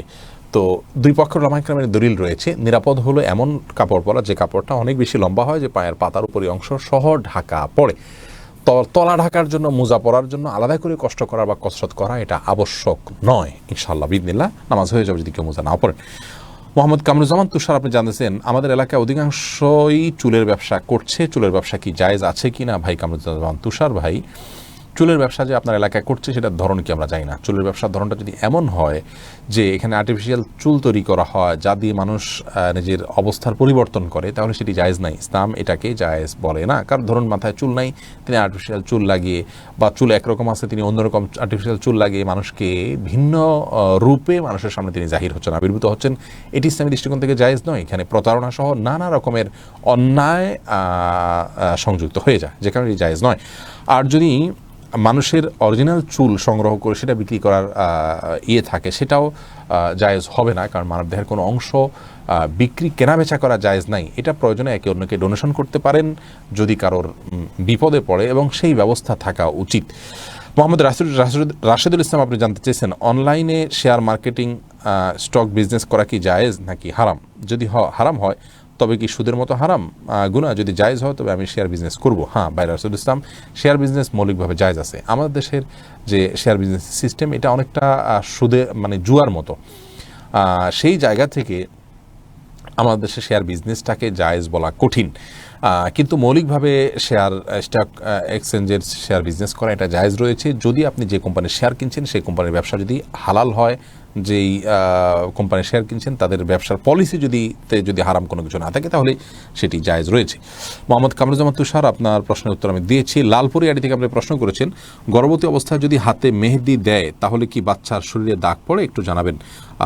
বোন, এটি সম্পূর্ণ কুসংস্কারের জন্য একটি বিশ্বাস। আমাদের দেশে অনেকে এরকমটি মনে করে যে গর্ভবতী অবস্থায় যদি এরকম কোনো কিছু করা হয়, মেহেদি হাত দেওয়া হয়, তাহলে সেক্ষেত্রে বাচ্চার ক্ষতি হয়। এগুলো সম্পূর্ণ ভুয়া কথা, ভিত্তিহীন কথা। এগুলো বিশ্বাস করা ইমানের সাথে সঙ্গতিপূর্ণ নয়, শিরকে আসগার হয়ে যেতে পারে এই ধরনের বিশ্বাস। অতএব এই ধরনের বিশ্বাস আমাদের রাখা উচিত নয়। কোনো রকম ক্ষতি হবে না ইনশাআল্লাহ বিদিনিল্লাহ। নূর এআইডি থেকে আপনি জানতেছেন আমার ওয়াইফ এখন গর্ভবতী, এই অবস্থায় সে সূর্যগ্রহণ এবং চন্দ্রগ্রহণ মানতে চায়। যেমন গ্রহণ শুরু হলে সে মনের শান্তির জন্য সেও করবে, দয়া করে বলছেন সঠিক নয়। সূর্যগ্রহণ চন্দ্রগ্রহণের সময় গর্ভবতী মেয়েরা এটা করতে পারবে না, সেটাও করতে পারবে না, মাছ কাটতে পারবে না, কোনো কাজ করতে পারবে না। এগুলো সম্পূর্ণ কুসংস্কার, ইসলামের সাথে এগুলোর কোনো সম্পর্ক নেই। আজিম হাসান আপনি জানতে চেয়েছেন আলগা চুল বা ফেক চুল ব্যবহার করলে গুনাহ হবে কিনা? একটু আগে আমরা উত্তর দিয়েছি, গুনাহ হবে। যদি নিজের অবস্থাকে ভিন্ন রূপে মানুষের সামনে প্রকাশ করবার জন্য এই ধরনের প্রতারণা করা হয়, যদি ভিন্ন কারণে সেফটির জন্য বা অন্য কোনো বিশেষ প্রয়োজনের ভিত্তিতে করা হয়, সেটি ভিন্ন কথা। এমনি আমির আপনি জানতে চাইছেন স্ত্রী যদি বাধ্য হয় তারপরও স্বামী জেনা বা প্রক্রিয়া করলে স্ত্রীর কি করা উচিত? স্ত্রী যদি বাধ্য হয় তারপরেও যদি স্বামী জেনা বা পরকীয়া লিপ্ত হয়, তাহলে এই স্বামী তো নিকৃষ্ট কাজে লিপ্ত, হারাম কাজে লিপ্ত। স্ত্রীর উচিত তাকে নসিহা করা, আল্লাহর ভয় দেখানো, কায়মনোবাক্যে এবং নিজের সবটুকু প্রচেষ্টা দিয়ে তাকে নসিহা করে সৎ পথে আনার জন্য চেষ্টা করা, ভালোবাসা দিয়ে বুঝিয়ে বিভিন্নভাবে কৌশলে। নিজে না পারলে অন্যদের সাহায্য নিয়ে যাদের কথা তিনি শুনবেন সে সমস্ত ব্যক্তিদের মাধ্যমে তাকে কাউন্সিলিং করিয়ে এবং তাকে মোটিভেশন করিয়ে তাকে সংশোধন করার চেষ্টা করা উচিত। তাতেও যদি না হয় তাকে অভিমান করে বা যতটুকু সম্ভব হয় প্রেশার দিয়ে তাকে সংশোধনের দিকে আনার চেষ্টা করা উচিত। সেটাও যদি না হয় তাহলে সেক্ষেত্রে স্ত্রীর অন্য কোনো দায়িত্ব আর নেই। তার অপরাধের কারণে স্ত্রীর কোনো গুনাহ হবে না। স্ত্রী যদি সবর করে যান এবং তার সংসার করে যান, আল্লাহর কাছের জন্য তার কোনো জবাবদিহিতা করতে হবে না। চৌধুরী নাসির আপনি জানতে চাচ্ছেন নফল রোজা ভাঙলে কাজা করতে হয়? নফল রোজা ভেঙে ফেললে কাজা করতে হয় কিনা, এটা নিয়ে আমাদের দেশের ওলামা ইকরাম তথা হানাফি মাযহাবের ওলামা ইকরামের গবেষণা অনুযায়ী তাদের ফতোয়া হলো, সিদ্ধান্ত হলো ভাঙতি রোজা কাজা করতে হবে। তাদের দলিল হলো আল্লাহ তাআলা কোরআনে কারিমে বলেছেন ওয়ালা তুবতিলু আমালাকুম, তোমরা তোমাদের আমলকে নষ্ট করে দিও না, অর্থাৎ কোনো একটা আমল শুরু করলে সেটা আর নষ্ট করার সুযোগ নেই। এটা হলো তাদের মন্তব্য এবং বক্তব্য। আর এরাবিয়ান স্কলারদের মত হলো না, নফল রোজা যেহেতু নফল, অতএব এটা যদি ভেঙে ফেলে সেটি কাজা করতে হবে না। এমনি আমজাদ হোসেন জানতে চেয়েছেন হাত পায়ের নখ কাটার পর তাকে মাটির ভিতর গাঁটতে হবে, যেহেতু এটা মানুষের শরীরের অংশ, ময়লা আবর্জনা ফেলার জায়গায় না ফেলে এটাকে কোনো মাটিতে দাফন করলে সেটা উত্তম ভালো কাজ, কিন্তু এটি ফরজ ওয়াজিবের মতো কোনো কাজ নয় যেটা না করলে গুনাহ হবে, উচিত করতে পারলে ভালো হয়। এমনি ইফতিখার শুভ আপনি জানতে চেয়েছেন নখ পালিশ লাগিয়ে নামাজ পড়লে নামাজ হবে কিনা। নখ পালিশ লাগিয়ে যদি আপনি অজু করেন তাহলে অজু হবে না, আর অজু না হলে নামাজ হবে না, অতএব বলতে পারেন নখ পালিশ লাগিয়ে অজু করে নামাজ পড়লে নামাজ হবে না। কিন্তু যদি অজু অবস্থায় নখ পালিশ লাগিয়ে আপনি নামাজ পড়েন অজু অবস্থায়, তাহলে ওই নামাজটা হবে। পরবর্তীতে আবার যখন নামাজের সময় হবে বা অজু ভাঙবে তখন আপনাকে নখ পালিশ রিমুভ করে তারপর অজু করতে হবে, অন্যথায় এটি জায়েজ হবে না। মা বোনরা মাসিকের দিনগুলোতে নেল পালিশ ইউজ করতে পারেন, কোনো অসুবিধা নেই, যেহেতু তখন নামাজের অপশন তাদের নাই। কিন্তু পরবর্তীতে আবার নামাজ যখন শুরু হবে তার আগে তাদেরকে সেটি রিমুভ করে নিয়ে তারপর উজু করে নামাজ পড়তে হবে। এমডি রেহানুর রহমান ভাই আপনি জানতে চেয়েছেন একামত দেওয়ার পর ইমাম কথা বলতে পারবে কিনা, যেমন সামনের কাতার পূরণ করুন। হ্যাঁ, বলতে পারবেন, শুধু সেটা নয়, এটা সুন্নাহ। নবী আলাইহিস সালাম এবং বিভিন্ন হাদিস থেকে বর্ণিত হয়েছে নামাজের একামত দেওয়ার পর মুসল্লিদেরকে কাতার সোজা করুন, গায়ে গায়ে লাগিয়ে দাঁড়ান বা এই জাতীয় কথাগুলো বলা, এগুলো ভালো, এগুলো বলাতে কোনো অসুবিধা নেই। আকলিমা আখি আপনি জানতে চেয়েছেন মুসলমান মেয়েরা ধুতি সালোয়ার পরতে পারবে কি না। এটা পরা উচিত নয়। ধুতি যেহেতু হিন্দুদের একটা ধর্মীয় পোশাক বলা যেতে পারে, হিন্দুদের একটা কালচার, সেই কালচারের অনুকরণ মুসলমানদের জন্য করা জায়েজ নাই। মুসলমানের জন্য অন্য আপনার মুশরিকদের বা আল্লাহর প্রতি যারা বিশ্বাস রাখেন না সেই সমস্ত মানুষদের সংস্কৃতির অনুসরণ করা জায়েজ নয়। সেই জায়গা থেকে ধুতি সালোয়ারটা যেহেতু অনেকটা ধুতির মতো, আপনার পায়ের দিকে একটু উঠে থাকে ধুতির মতো, এটা একজন মুসলমান নারীর জন্য ব্যবহার করা উচিত না। এটা অমুসলিমদের সাথে সাদৃশ্য গ্রহণ করা। নবী সাল্লাল্লাহু আলাইহি ওয়াসাল্লাম বলেছেন মান তাশাব্বাহা বিকওমিন মিনহুম, যে ব্যক্তি কোনো জাতির সাথে সাদৃশ্য গ্রহণ করছে তাদের অন্তর্ভুক্ত। আবু দাউদের বর্ণিত হাদিসের আলোকে এটি করা উচিত নয়। নাদিমুল হক আপনি জানতে চেয়েছেন কিস্তিতে গাড়ি কেনা জায়েজ আছে কিনা। ভাই নাদিমুল হক, কিস্তিতে কেনাবেচা মৌলিকভাবে জায়েজ আছে। সাহাবায়ে কেরামের অনেকেই কিস্তিতে কেনাবেচা করেছেন, বিভিন্ন হাদিসে সুস্পষ্ট বর্ণনা রয়েছে। অতএব কিস্তিতে অন্য যে কোনো জিনিস যেহেতু কেনা যায়, গাড়িও কেনা জায়েজ রয়েছে। তবে সেখানে বিস্তারিত মাসআলা রয়েছে যে কিছু কিছু ক্ষেত্রে আপনার কিস্তিতে কেনাবেচা করা জায়েজ আছে, ঠিক আছে, কিন্তু সেখানে আমাদের বিশেষ কিছু পদ্ধতি বা পথ অবলম্বনের কারণে সেটি গুনাহে পরিণত হতে পারে বা হারামে পরিণত হতে পারে। এমনিতেই কিস্তিতে কেনাবেচা জায়েজ আছে। একটা জিনিসের দাম 10 টাকা, আপনি সেটাকে 10 কিস্তিতে নিলেন, সমস্যা নেই। এমনকি কিস্তিতে বিক্রি করলে একটু বেশি দামে বিক্রি করলেন, সেটাও জায়েজ রয়েছে। সালমা বেগম জানতে চেয়েছেন মহিলাদের ভাঙতি রোজা কি স্বামীর অনুমতি ছাড়া রাখা যাবে। স্বামীর অনুমতি ছাড়া রাখা যাবে না। স্বামী যদি বলো যে হ্যাঁ রাখতে পারে, আর যদি স্বামী বাসায় থাকেন তাহলে সেক্ষেত্রে স্বামীর অনুমতি নিয়ে তারপরে রাখা উচিত। ভাঙতি রোজা যেগুলো, এগুলো তো ফরজ রোজা, কিন্তু ওই দিন রাখাটা তো আপনার জন্য ফরজ নয়, অতএব দিনটা নির্দিষ্ট করার ক্ষেত্রে তার সম্মতি নিয়ে করা উচিত। রেদওয়ান নাহি জানতে চেয়েছেন অনেকে বলছে এসপিসি নাকি এলএমএল সিস্টেম না, এটা নাকি জায়েজ, অনেকে বিভ্রান্তির মধ্যে আছেন। আমরা এ বিষয়ে একটু বুঝিয়ে বলে উপকৃত হব। দেখুন, এসপিসির যে সিস্টেমটা, এটাকে আমরা যেটুকু স্টাডি করেছি এটি এমএলএম এর মধ্যে পড়ে। তাছাড়া ইসলামিক ফিন্যান্স এবং ইসলামী অর্থনীতি নিয়ে যারা গবেষণা করেন, প্রতিষ্ঠান করে বসে আছেন, নির্দিষ্ট করে যদি আমি কোট করে নাম বলি তাহলে আইএফএ কনসালটেন্সি বাংলাদেশের অত্যন্ত গ্রহণযোগ্য একটি ইসলামিক ফিন্যান্সের একটা প্রতিষ্ঠান। এখানে দেশের এমন ব্যক্তিরা রয়েছেন যারা বয়সে তরুণ হলেও ইসলামিক ফিন্যান্সের উপরে উচ্চতর পড়াশোনা আছে দেশে বিদেশে। এ ধরনের ব্যক্তিত্বরা তারা গবেষণা করেছেন, তারাও গবেষণা করে আমি তাদের সাথেও আলাপ করেছি, তারাও একমত হয়েছেন এবং জানিয়েছেন যে এটা এমএলএম ব্যবসা। এখন কেউ যদি বলে এটা এমএলএম ব্যবসা না, আমি মনে করি যে এটি তার ভুল ধারণা। আমাদের কাছে বিষয়টি পরিষ্কার যে এটা এমএলএম ব্যবসা, এবং আমরা আরও বলেছি ডেস্টিনি 2000-এর সাবেক কর্মকর্তারা এটি করেছেন। অর্থাৎ খুব স্বাভাবিক এখানে যেটা ভিন্ন সুরতে তারা মূল জিনিসটাকে তারা উপস্থাপন করছেন। ইফতিখার নিলয় আপনি জানতে চেয়েছেন চাকরির ক্ষেত্রে বেতনের বাইরে ঘুষ ব্যতীত অন্যান্য আর্থিক সম্মানে কি আদায় করা হালাল। এটি নিয়ে অনেকের মাঝে দ্বিধাদ্বন্দ্ব আছে, সঠিক উত্তরটা যদি জানাতেন। চাকরির ক্ষেত্রে বেতনের বাইরে ঘুষ ছাড়া যদি আর্থিক সম্মানই আদায় করা হয়, সে আর্থিক সম্মানটা কে কাকে দিচ্ছে এটা একটা ব্যাপার। আপনি যে প্রতিষ্ঠানে চাকরি করছেন সেই প্রতিষ্ঠান আপনাকে যদি অতিরিক্ত কিছু দেয় সেটা আপনার জন্য সম্পূর্ণ হালাল। যদি ক্লায়েন্টের কাছ থেকে আপনি নেন তাহলে সেক্ষেত্রে ক্লায়েন্ট আপনাকে কেন হাদিয়া দিবে অন্য কাউকে না দিয়া, সেটিও আপনার জন্য জায়েজ হওয়ার কথা, সেটি আপনার জন্য জায়েজ হওয়ার কথা নয়। যদি ক্লায়েন্ট আপনাকে দেয় এবং আপনার প্রতিষ্ঠান সেটা জানে এবং সেটাকে স্বাভাবিকভাবে নেয় তাহলে সেটা আপনার জন্য জায়েজ আছে। আর এছাড়া আরও কী কী ধরনের হতে পারে সেগুলো জানলে আমরা আপনার প্রশ্নের উত্তর দিতে সুবিধা হতো। মাহফুজা মুক্তা আপনি জানতে চেয়েছেন কোয়ান্টাম কি শরিয়া সম্মত? কোয়ান্টাম মেথড যেটি আমাদের দেশে প্রচলিত রয়েছে এটা নিয়ে আমাদের গবেষণা চলমান রয়েছে। আমরা আপনাদেরকে বিস্তারিত ইনশাআল্লাহ হয়তো জানাতে পারবো আল্লাহ যদি তৌফিক দান করেন। তবে এটুকু বলি, আমরা এটার উপরে প্রাথমিক গবেষণা দ্বারা যেটুকু জানতে পেরেছি তাতে এটি শরিয়া সম্মত কোনো উদ্যোগ নয়। মহাজাতক নাম নিজের নাম নিজে ধারণ করেছেন যে ভদ্রলোক, তিনি নাম দিচ্ছেন নিজের মহাজাতক, মহাশিশু। এখানে শিশু কারণ নাম রেখেছেন, আল্লাহ তাআলাকে আপনার শিশু বলেছেন কোনো কবিতায়, তিনি সেই উদ্দেশ্যে করেছেন কিনা এখানে বিরাট বড় প্রশ্নের জায়গা। সবচেয়ে বড় কথা হলো যোগ ব্যায়ামটাকেই বা আপনার এই যোগ ব্যায়ামের যে ইয়েগুলো সিস্টেমগুলো সেগুলোকেই উনি আগে প্র্যাকটিস করতেন এই ভদ্রলোক, এবং তিনি সেগুলোই করতেন। সেটাকে শুধুমাত্র ইসলামাইজ করেছেন তিনি, এবং এখানে অসংখ্য বিষয় আছে যেগুলো ইসলাম শরিয়ার সাথে সাংঘর্ষিক। সবচেয়ে বড় কথা হলো এই পুরো বিষয়টা হিন্দুদের যোগ ব্যায়াম থেকে আসছে, সেটাকে ইসলামাইজেশন করার চেষ্টা তিনি করেছেন। সেখানে তিনি তার এক বইতে আমি দেখেছি তিনি শুরুতেই লিখেছেন যে এই মেথড সম্পর্কে তিনি বলেছেন এটা হলো সাফল্যের একমাত্র পথ। কে তাকে বলেছেন সাফল্যের পথ হলো আল্লাহ তাআলা বাতলেছেন ইন্না হাদাল কোরআন ইয়াহদি লিল্লাতি ইয়াকুম। এই কোরআন মানুষের সরল পথের পথ, এইটা সরল পথ দেখায়, এটাই সরল পথ। কোরআনকে আল্লাহ বলেছেন, আর তিনি বই লিখে বলছেন যে কোয়ান্টাম মেথডটা সরল পথ। তো এই সরল পথের বিবরণ কোরআন হাদিসে কোথায় আছে? একজন মুসলমান কখনো এগুলো গ্রহণ করতে পারে না। বিস্তারিত তাদের বিষয় আরও স্টাডি করে আমরা আপনাদেরকে জানাবো ইনশাআল্লাহ বিদিনা। তাবাসসুম তুবা আপনি জানতে চাইছেন ব্যবসায় অনেক পিঁপড়া খাবার রাখতে পারছি না, পিঁপড়ার ওষুধ ব্যবহার করে কি পিঁপড়া মেরে ফেলা যাবে? হ্যাঁ যাবে। যেই সমস্ত আপনার পোকা মাকড় ইত্যাদি আমাদের উপদ্রব করে, কষ্ট দেয়, তাদেরকে মেরে ফেলাটা ইসলামের দৃষ্টিকোণ থেকে জায়েজ আছে। হোসেন আহমদ জানতে চেয়েছেন আমার পরিপূর্ণ বয়স হচ্ছে, আমি বিয়ে করতে চাই, এখন আমার পরিবারকে কিভাবে বলতে পারি, পরামর্শ চাই। আপনার বিয়ের বয়স হচ্ছে, আপনি নিজে না বলতে পারলে অন্য কারোর মাধ্যমে বলাবেন।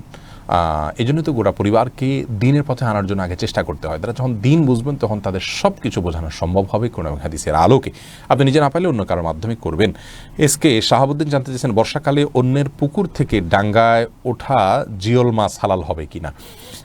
যদি পুকুর থেকে ডাঙ্গায় উঠে যায় এবং সেটার পুকুরে ফেরত যাওয়ার কোনো সুযোগ না থাকে তাহলে সেটা অন্য মানুষের জন্য গ্রহণ করা জায়েজ রয়েছে।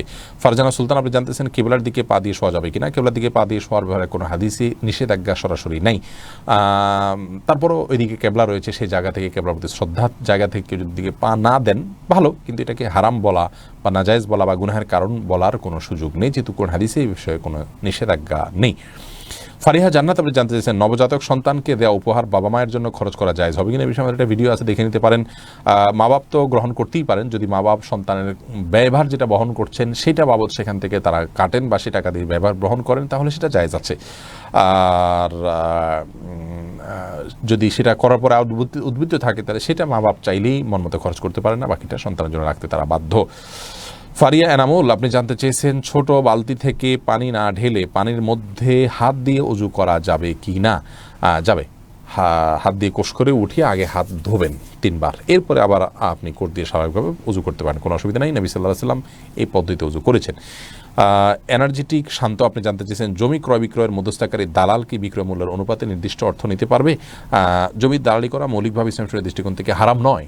জমির দালাল যাদেরকে আমরা বলছি মধ্যস্থতাকারী, তারা বিক্রয় মূল্যের অনুপাতে নির্দিষ্ট অর্থ নিতে পারবেন। অনেকগুলো শর্ত আছে। প্রথম কথা হলো তিনি যদি বলেন যে আমি আপনার জমিটা বিক্রি করে দেবো, বিক্রি করে দিলে আমাকে এত টাকা দিবেন, তো এটা তার শ্রমের বিনিময়ে তিনি পারিশ্রমিক পেতেই পারেন, কিন্তু তিনি বিক্রি করার ক্ষেত্রে মিথ্যার আশ্রয় নিতে পারবেন না, প্রতারণার আশ্রয় নিতে পারবেন না। এটা হলো মৌলিক বিষয়। এটা যদি না করেন তাহলে সেক্ষেত্রে তার এটি হালাল হতে পারে। একইভাবে তিনি ক্রেতা থেকে কোনো ক্রেতাকে বলতে পারেন যে আমি জমি খুঁজে কিনে দিব, আপনাকে কিনে দিতে পারলে আপনি আমাকে এত টাকা দিবেন, সেটাও তিনি করতে পারেন। অথবা তিনি জমির মালিককে বললেন যে আপনার জমির দাম এত টাকা, এবার আমি যত টাকা বিক্রি করতে পারি বাকিটা আমি নিব, সেটাও তিনি করতে পারেন, তার জন্য জায়েজ রয়েছে। নবী সাল্লাল্লাহু আলাইহি ওয়াসাল্লামের যুগে মদিনার বাইরে থেকে মানুষ সবজি জাতীয় জিনিসগুলো নিয়ে আসতো, তারা মদিনায় এসে বিক্রি করতে পারতো না সহজ সরলতার কারণে, মদিনার মানুষের সাথে পেরে উঠতো না, মদিনার বাজারের সাথে শহরের মানুষের সাথে তারা কুলে উঠতে পারতো না। তখন মদিনার শহর থেকে অনেক লোক বাইরে গিয়ে তাদের থেকে পণ্য নিয়ে দাম চূড়ান্ত করে বাকি তারা বিক্রি করে অতিরিক্ত টাকাটা তারা নিত। নবী সাল্লাল্লাহু আলাইহি ওয়াসাল্লামকে জিজ্ঞাসা করার তিনি বলেছেন যে দাউন্নাস ইয়ারযুকুল্লাহু বা'যাহুম বিবা'দিন, আল্লাহ তাআলা কিছু মানুষকে কিছু মানুষ দিয়ে রিজিক দান করে, এটা জায়েজ আছে। হাসিবুল্লাহ আপনি জানতে চেয়েছেন যেমন কোনো আল্লাহওয়ালা বা দিনদার ব্যক্তির সাথে হাসর হবে এবং জান্নাতে একসাথে বসবাসের আশায় যদি এমন প্রার্থনা করে, এটা কি জায়েজ হবে? কোনো অসৎ উদ্দেশ্য নয়। দিনদার কোনো ব্যক্তির সাথে হাসর হওয়ার, নির্দিষ্ট কোনো ব্যক্তির সাথে হাসর হওয়ার দোয়া করাটা উচিত নয়। এটি করতে হবে নবী সাল্লাল্লাহু আলাইহি ওয়াসাল্লামের সাথে, এবং সাধারণভাবে আল্লাহ কাছে দোয়া করতে হবে যেন দিনদারদের সাথে, নেককারদের সাথে আল্লাহ তাআলা উত্তোলন করেন। কোনো ব্যক্তির সাথে হাসরের যদি আপনি দোয়া করেন, সেই ব্যক্তি আল্লাহর কাছে তার দিনদারিতা কবুল হয়েছে কিনা আপনি তো জানেন না, কিভাবে আপনি নিশ্চিত হলেন যে তার সাথে হাসর হলে আপনার ভালো হবে? তিনি যদি জাহান্নামী হয়ে থাকেন, আল্লাহ মাফ করুন, এটি নবীরা ছাড়া যে কারোর ব্যাপারে এটি হতে পারে, তাই না? অতএব এরকম দোয়া নির্দিষ্ট ব্যক্তির জন্য করা উচিত নয়। হামিদ কারজাই এর দিকে আপনি জানতে চেয়েছেন, কারো থেকে ঋণ নিলে, যার থেকে ঋণ নিয়েছি ওই ব্যক্তিকে পরবর্তীতে খুঁজে না পেলে করণীয় কি? যদি কোনোভাবে খুঁজে পাওয়া না যায় এবং আশাও ছেড়ে দেন, তাহলে সেক্ষেত্রে সেই ঋণের টাকা আপনি যে কোনো গরিব মানুষকে, অসহায় মানুষকে আপনি দান করে দিবেন বা কল্যাণমূলক কাজে দান করে দিবেন ওই ব্যক্তির তরফ থেকে, প্রাপকের তরফ থেকে, তাহলে আপনি দায়মুক্ত হবেন ইনশাআল্লাহ। নাহিদ আহমেদ, আপনি আমাদের ইউটিউব চ্যানেলে এই লাইভটি চলছে, সেখানে আপনারা দেখতে পাচ্ছেন, সেখান থেকে প্রশ্ন করেছেন কারো উপার্জনের টাকা যদি হালাল না হয় তার কাছ থেকে ধার নেওয়া যাবে কি না। উপার্জনের টাকা যদি হালাল না হয়, সে হালালটা যদি হারামটা যদি হারাম লেআইনি হয়, তিনি চুরি করে এনেছেন এরকম হয়, তাহলে সেটা তো নেওয়া জায়েজ হবে না। যদি হারাম লেগাইই হয়, অর্থাৎ পদ্ধতির কারণে হারাম হয়েছে, মূলগতভাবে জিনিসটা হারাম না। যেমন কথার কথা কেউ সুদি কারবার করে উপার্জন করেছেন অথবা এই জাতীয় কোনো প্রতারণা করেছেন মানুষকে, তাহলে সেই ক্ষেত্রে সেই ধরনের টাকা থেকে লোন নেওয়া আপনার জন্য জায়েজ রয়েছে। অনেক ওলামাদের মতে শেখ মোহাম্মদ সালেহ আল মুনাজিদ হাফিজাহুল্লাহ সৌদি আরবের একজন স্কলার, তিনি ইসলাম কিউ এতে এক ফতোয়াতে এরকম উত্তর দিয়েছেন, এটি আপনার জন্য জায়েজ রয়েছে। অনেক ওলামা ইকরাম সেটিকে নিষেধ করেন, তবে এটি পরিহার করতে পারলে অবশ্যই তাকওয়া হবে সেটি। ফাতিহা তাবাসসুম, আপনি জানতে চেয়েছেন মুসলিম নবজাতকের নাম কি আরবি শব্দেই রাখতে হবে, বাংলায় নাম রাখলে কি গুনাহ হবে? মুসলিম নবজাতকের নাম আরবি শব্দে রাখা আবশ্যক নয়, বাংলা রাখতে পারেন, সুন্দর অর্থবহ হলে যে কোনো ভাষায় নাম হতে পারে। অনেক মুহাদ্দিস আছেন, হাদিসের বড় বড় বর্ণনাকারীরা আছেন, তাদের নাম আরবি ভাষা না, ফার্সি ভাষা বা অন্য কোনো ভাষা। যেমন গুন্দুর নামক একজন মুহাদ্দিস আছেন, আমরা অনেকেই জানি, খুব প্রসিদ্ধ এবং বড় বড় হাদিসের কিতাবগুলোতে তার হাদিস রয়েছে, তিনি অনেক বড় মুহাদ্দিস, তো তার নাম আরবি নয়, স্থানীয় ভাষায়। অতএব এটি কোনো দোষের বিষয় নয় ইসলামী শরিয়া দৃষ্টিকোণ থেকে। এরপরে কোররাত আইন মারিয়া, আপনি জানতে চেয়েছেন অন্য ধর্মের লোকদের কি বাসা ভাড়া দেওয়া যাবে? যাবে, কোনো অসুবিধা নেই, তাদেরকে বাসা ভাড়া দেওয়াতে কোনো অসুবিধা নেই। তানভীর আহমেদ তানিম, আপনি জানতে চেয়েছেন আমি চট্টগ্রাম থেকে থাকি, এখানে প্রতি বৃহস্পতিবার মাগরিবের পর সুন্নিয়া মাদ্রাসাতে কোরআনের সূরা খুব দ্রুত তেলাওয়াত করে মাইক ব্যবহার করে, যা বোঝা যায় না এবং উচ্চ শব্দের কারণে কষ্টও হয়, এর ফয়সালা কি জানাবেন? একটু আগে আমরা একটা প্রশ্ন উত্তরে বলেছি, এভাবে মাইক বাজিয়ে মানুষকে বাধ্য করা কোরআন তেলাওয়াত বা ওয়াজ শোনার জন্য ইসলাম শরীয়তের সঙ্গে জায়েজ নয়। মানুষের ডিস্টার্ব হলে সেটি কোনো অবস্থাতেই জায়েজ নয়, আর খুব বেশি হুলস্থুল করে এগুলো করা তো উচিত নয়। এগুলোর মাধ্যমে মানুষ নানা রকমের আপনার বিপত্তির মুখে পড়ে, যেটা জায়েজ নাই। তাজা মাছ কি ফ্রিজে রাখা যাবে? এটা জানতে চেয়েছেন মীরা হাসান। জি, রাখা যাবে, তাজা মাছ ফ্রিজে রাখার ক্ষেত্রে কোনো ইসলাম শরীয়তের দৃষ্টিকোণ থেকে নিষেধাজ্ঞা নেই।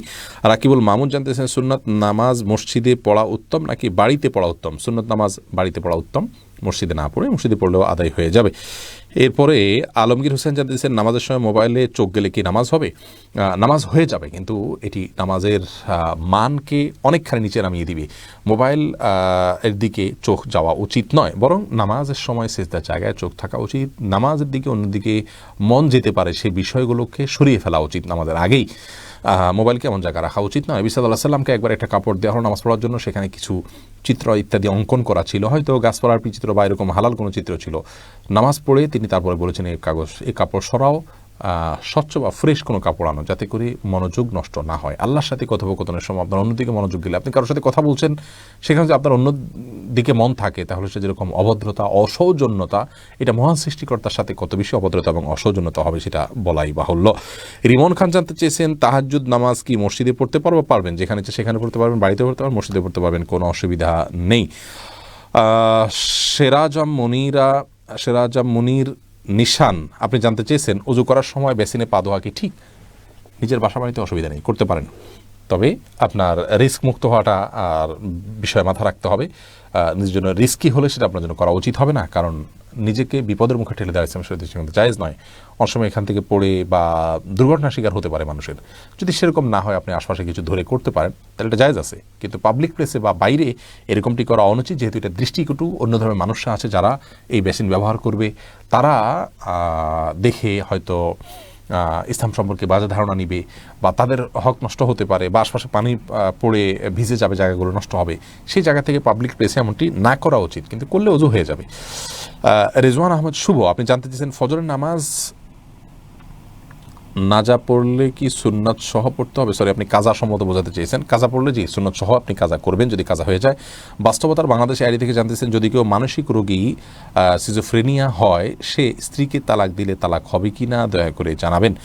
তিনি যখন তালাক দিচ্ছেন, তখন যদি তিনি মানসিক রোগে আক্রান্ত এটি নিশ্চিত করা যায়, তাহলে সেক্ষেত্রে এই ব্যবস্থা তালাক দিলে তালাক হবে না। মোহাম্মদ আরাফাত ইসলাম জানতেছেন, ডান হাতে খাবার গ্রহণের সময় প্রয়োজনে কি বাম হাতে পানি পান করা যাবে? প্রয়োজনে বলতে কি, ডান হাতে পানি পান করা উচিত, খাবার গ্রহণ করা উচিত। ইভেন আপনার খাবার খেলে আঙ্গুল চেটে তারপরে আপনি ডান হাতে ধরে খাবেন। যদিও আমাদের ওলামা ইকরাম বলেন যে বাম হাতে আপনি পানির পাত্র ধরলেন, ডান হাত দিয়ে ঠেক দিলেন, তার মানে দুই হাত ধরে খেলেন, এটা জায়েজ আছে, এটা একটা পন্থা মাত্র। কিন্তু সবচেয়ে উত্তম হয় সরাসরি ডান হাতে খাওয়া।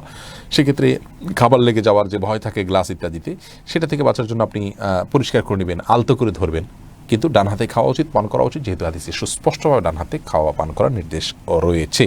খাদিজা বিনতে ওমর আপনি জানতে চেয়েছেন, আমার শাশুড়ি আমার মেয়ের আকিকা কোরবানির সাথে দিয়ে দিয়েছে, এখন আমাদের কি আবার দিতে হবে? যদি আপনার স্বাবলম্বী থাকে তাহলে আবার দেওয়া উচিত, কারণ কোরবানি এবং আকিকা একই পশুতে দেয়া সঠিক নয়। এই মতটি আমাদের কাছে অধিকতর গ্রহণযোগ্য হয়। পাকিস্তানের মুফতি রশিদ আহমদ সহ আহসান ফতুয়াতে তিনি লিখেছেন, তিনি সহ আর অনেক উলামা ইকরাম এই মতটিকে গ্রহণ করেছেন। আমাদের কাছে এই মতটি বেশি শক্তিশালী মনে হয়। যদি আপনার সামর্থ্য না থাকে, তাহলে ইনশাআল্লাহ যেটা হয়েছে সেটার উপর আপনি নির্ভর করতে পারেন। আল্লাহর পথে আপনি আইডি থেকে জানতে চেয়েছেন, আমার প্রায় 1 বছর হতে ওয়াসওয়াসা রোগ, প্রথম দিকে বুঝতে পারি নাই, এখন বই পড়ে লক্ষণগুলো মিলিয়ে দেখি ওয়াসওয়াসা রোগ। অজু, নামাজ, সূরা পাঠ, কয় রাকাত পড়লাম, রুকু সিজদা কয়টা করলাম, পোশাক, ঘরবাড়ি ইত্যাদি নিয়ে আপনার সন্দেহ হয়। সবচেয়ে বড় ভয় নাপাক নিয়ে চিকিৎসা করব, মাঝে মাঝে টেনশন করতে পারি, পাগলের মতো হয়ে যাই। এই রোগ অনেকের মধ্যে আছে। মনে রাখবেন, প্রথমত এটা যদি মানসিক রোগ হয় ডাক্তার দেখাবেন, আর দ্বিতীয়ত আপনার ইবাদতে এ ধরনের ওয়াসওয়াসা আসলে সেটাকে কোনোভাবে পাত্তা দিবেন না, কোনোভাবে আমলও নেবেন না, বরং নিজের নফসকে আপনি বলবেন যে আমি আল্লাহর সঙ্গে বোঝাপড়া করব। ধরুন 3বার হাত ধোয়ার নির্দেশ ইসলামে নবী সাল্লাল্লাহু আলাইহি ওয়াসাল্লাম করেছেন ওযুর জন্য। আপনি 3বার হাত ধোয়ার পরে আর শুকনা থাকলো কিনা, যদি আপনার মনে ওয়াসওয়াসা আসে, তখন আপনি মনকে বলবেন যে এরপরে শুকনা থাকলে তার দায়িত্ব আমার না, আমাকে 3বার করতে বলা হয়েছে যেন শুকনো না থাকে, তার মানে 3বার করলে শুকনো থাকবে না, এরপরে যদি থাকে সেটা দায় আমার না, আমার দায়িত্ব হলো চেষ্টা করা, বাস। আপনি আর চেকও করতে যাবেন না। আর এই জাতীয় অস্বস্তি যেন না আসে। দেখুন, কারোর পেশাব ফোঁটা আসছে কিনা অনেক সময় অস্বস্তি হয়, অযথা আসলে আসে নাই, কিন্তু তার মনে হয়।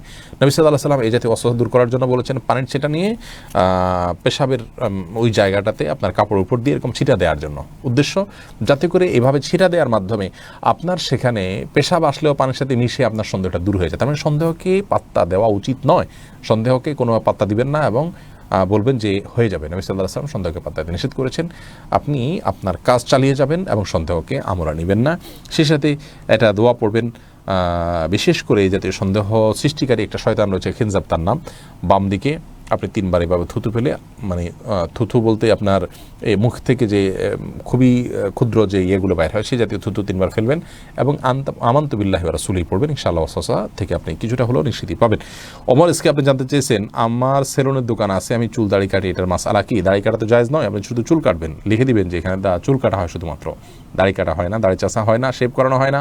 তাতে কাস্টমার কম আসবে, কিন্তু ইনশাআল্লাহ আপনার জান্নাত নিশ্চিত হবে।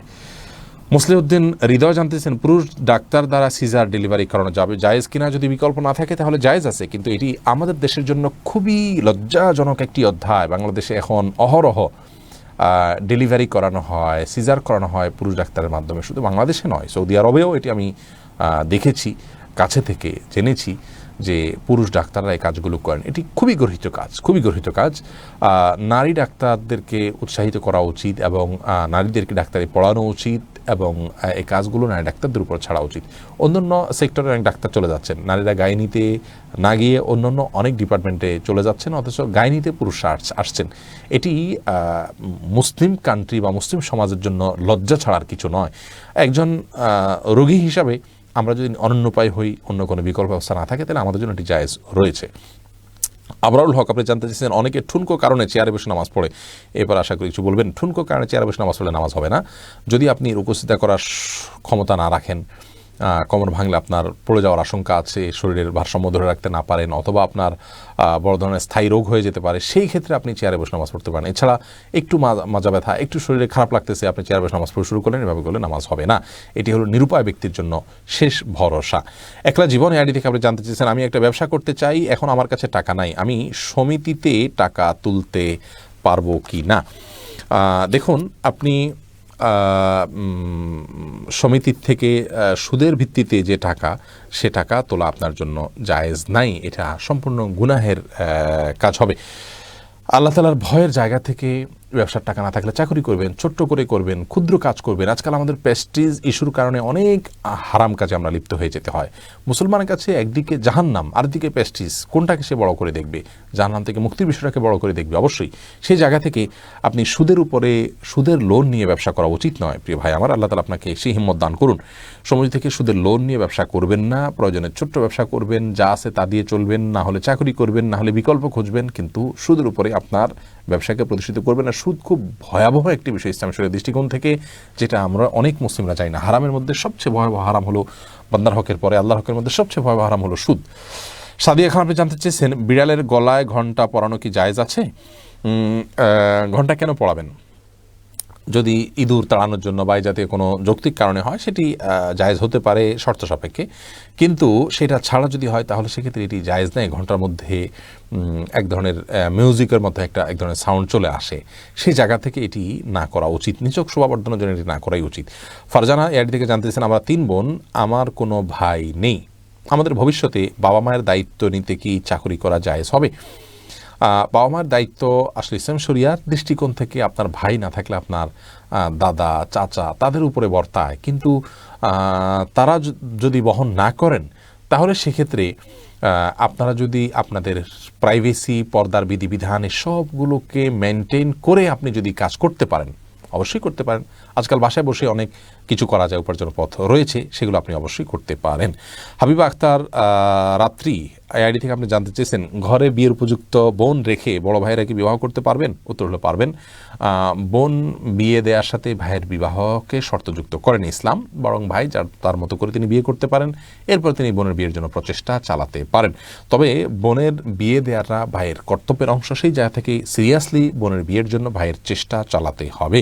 কিন্তু তাই বলে তার উপরে নির্ভর করে নিজের বিয়ে আটকে রাখার কোনো শর্ত ইসলাম দেয়নি। এ বিষয়ে আমাদের সবার উদার হওয়া উচিত এবং মানসিকতাটাকে বড় রাখা উচিত।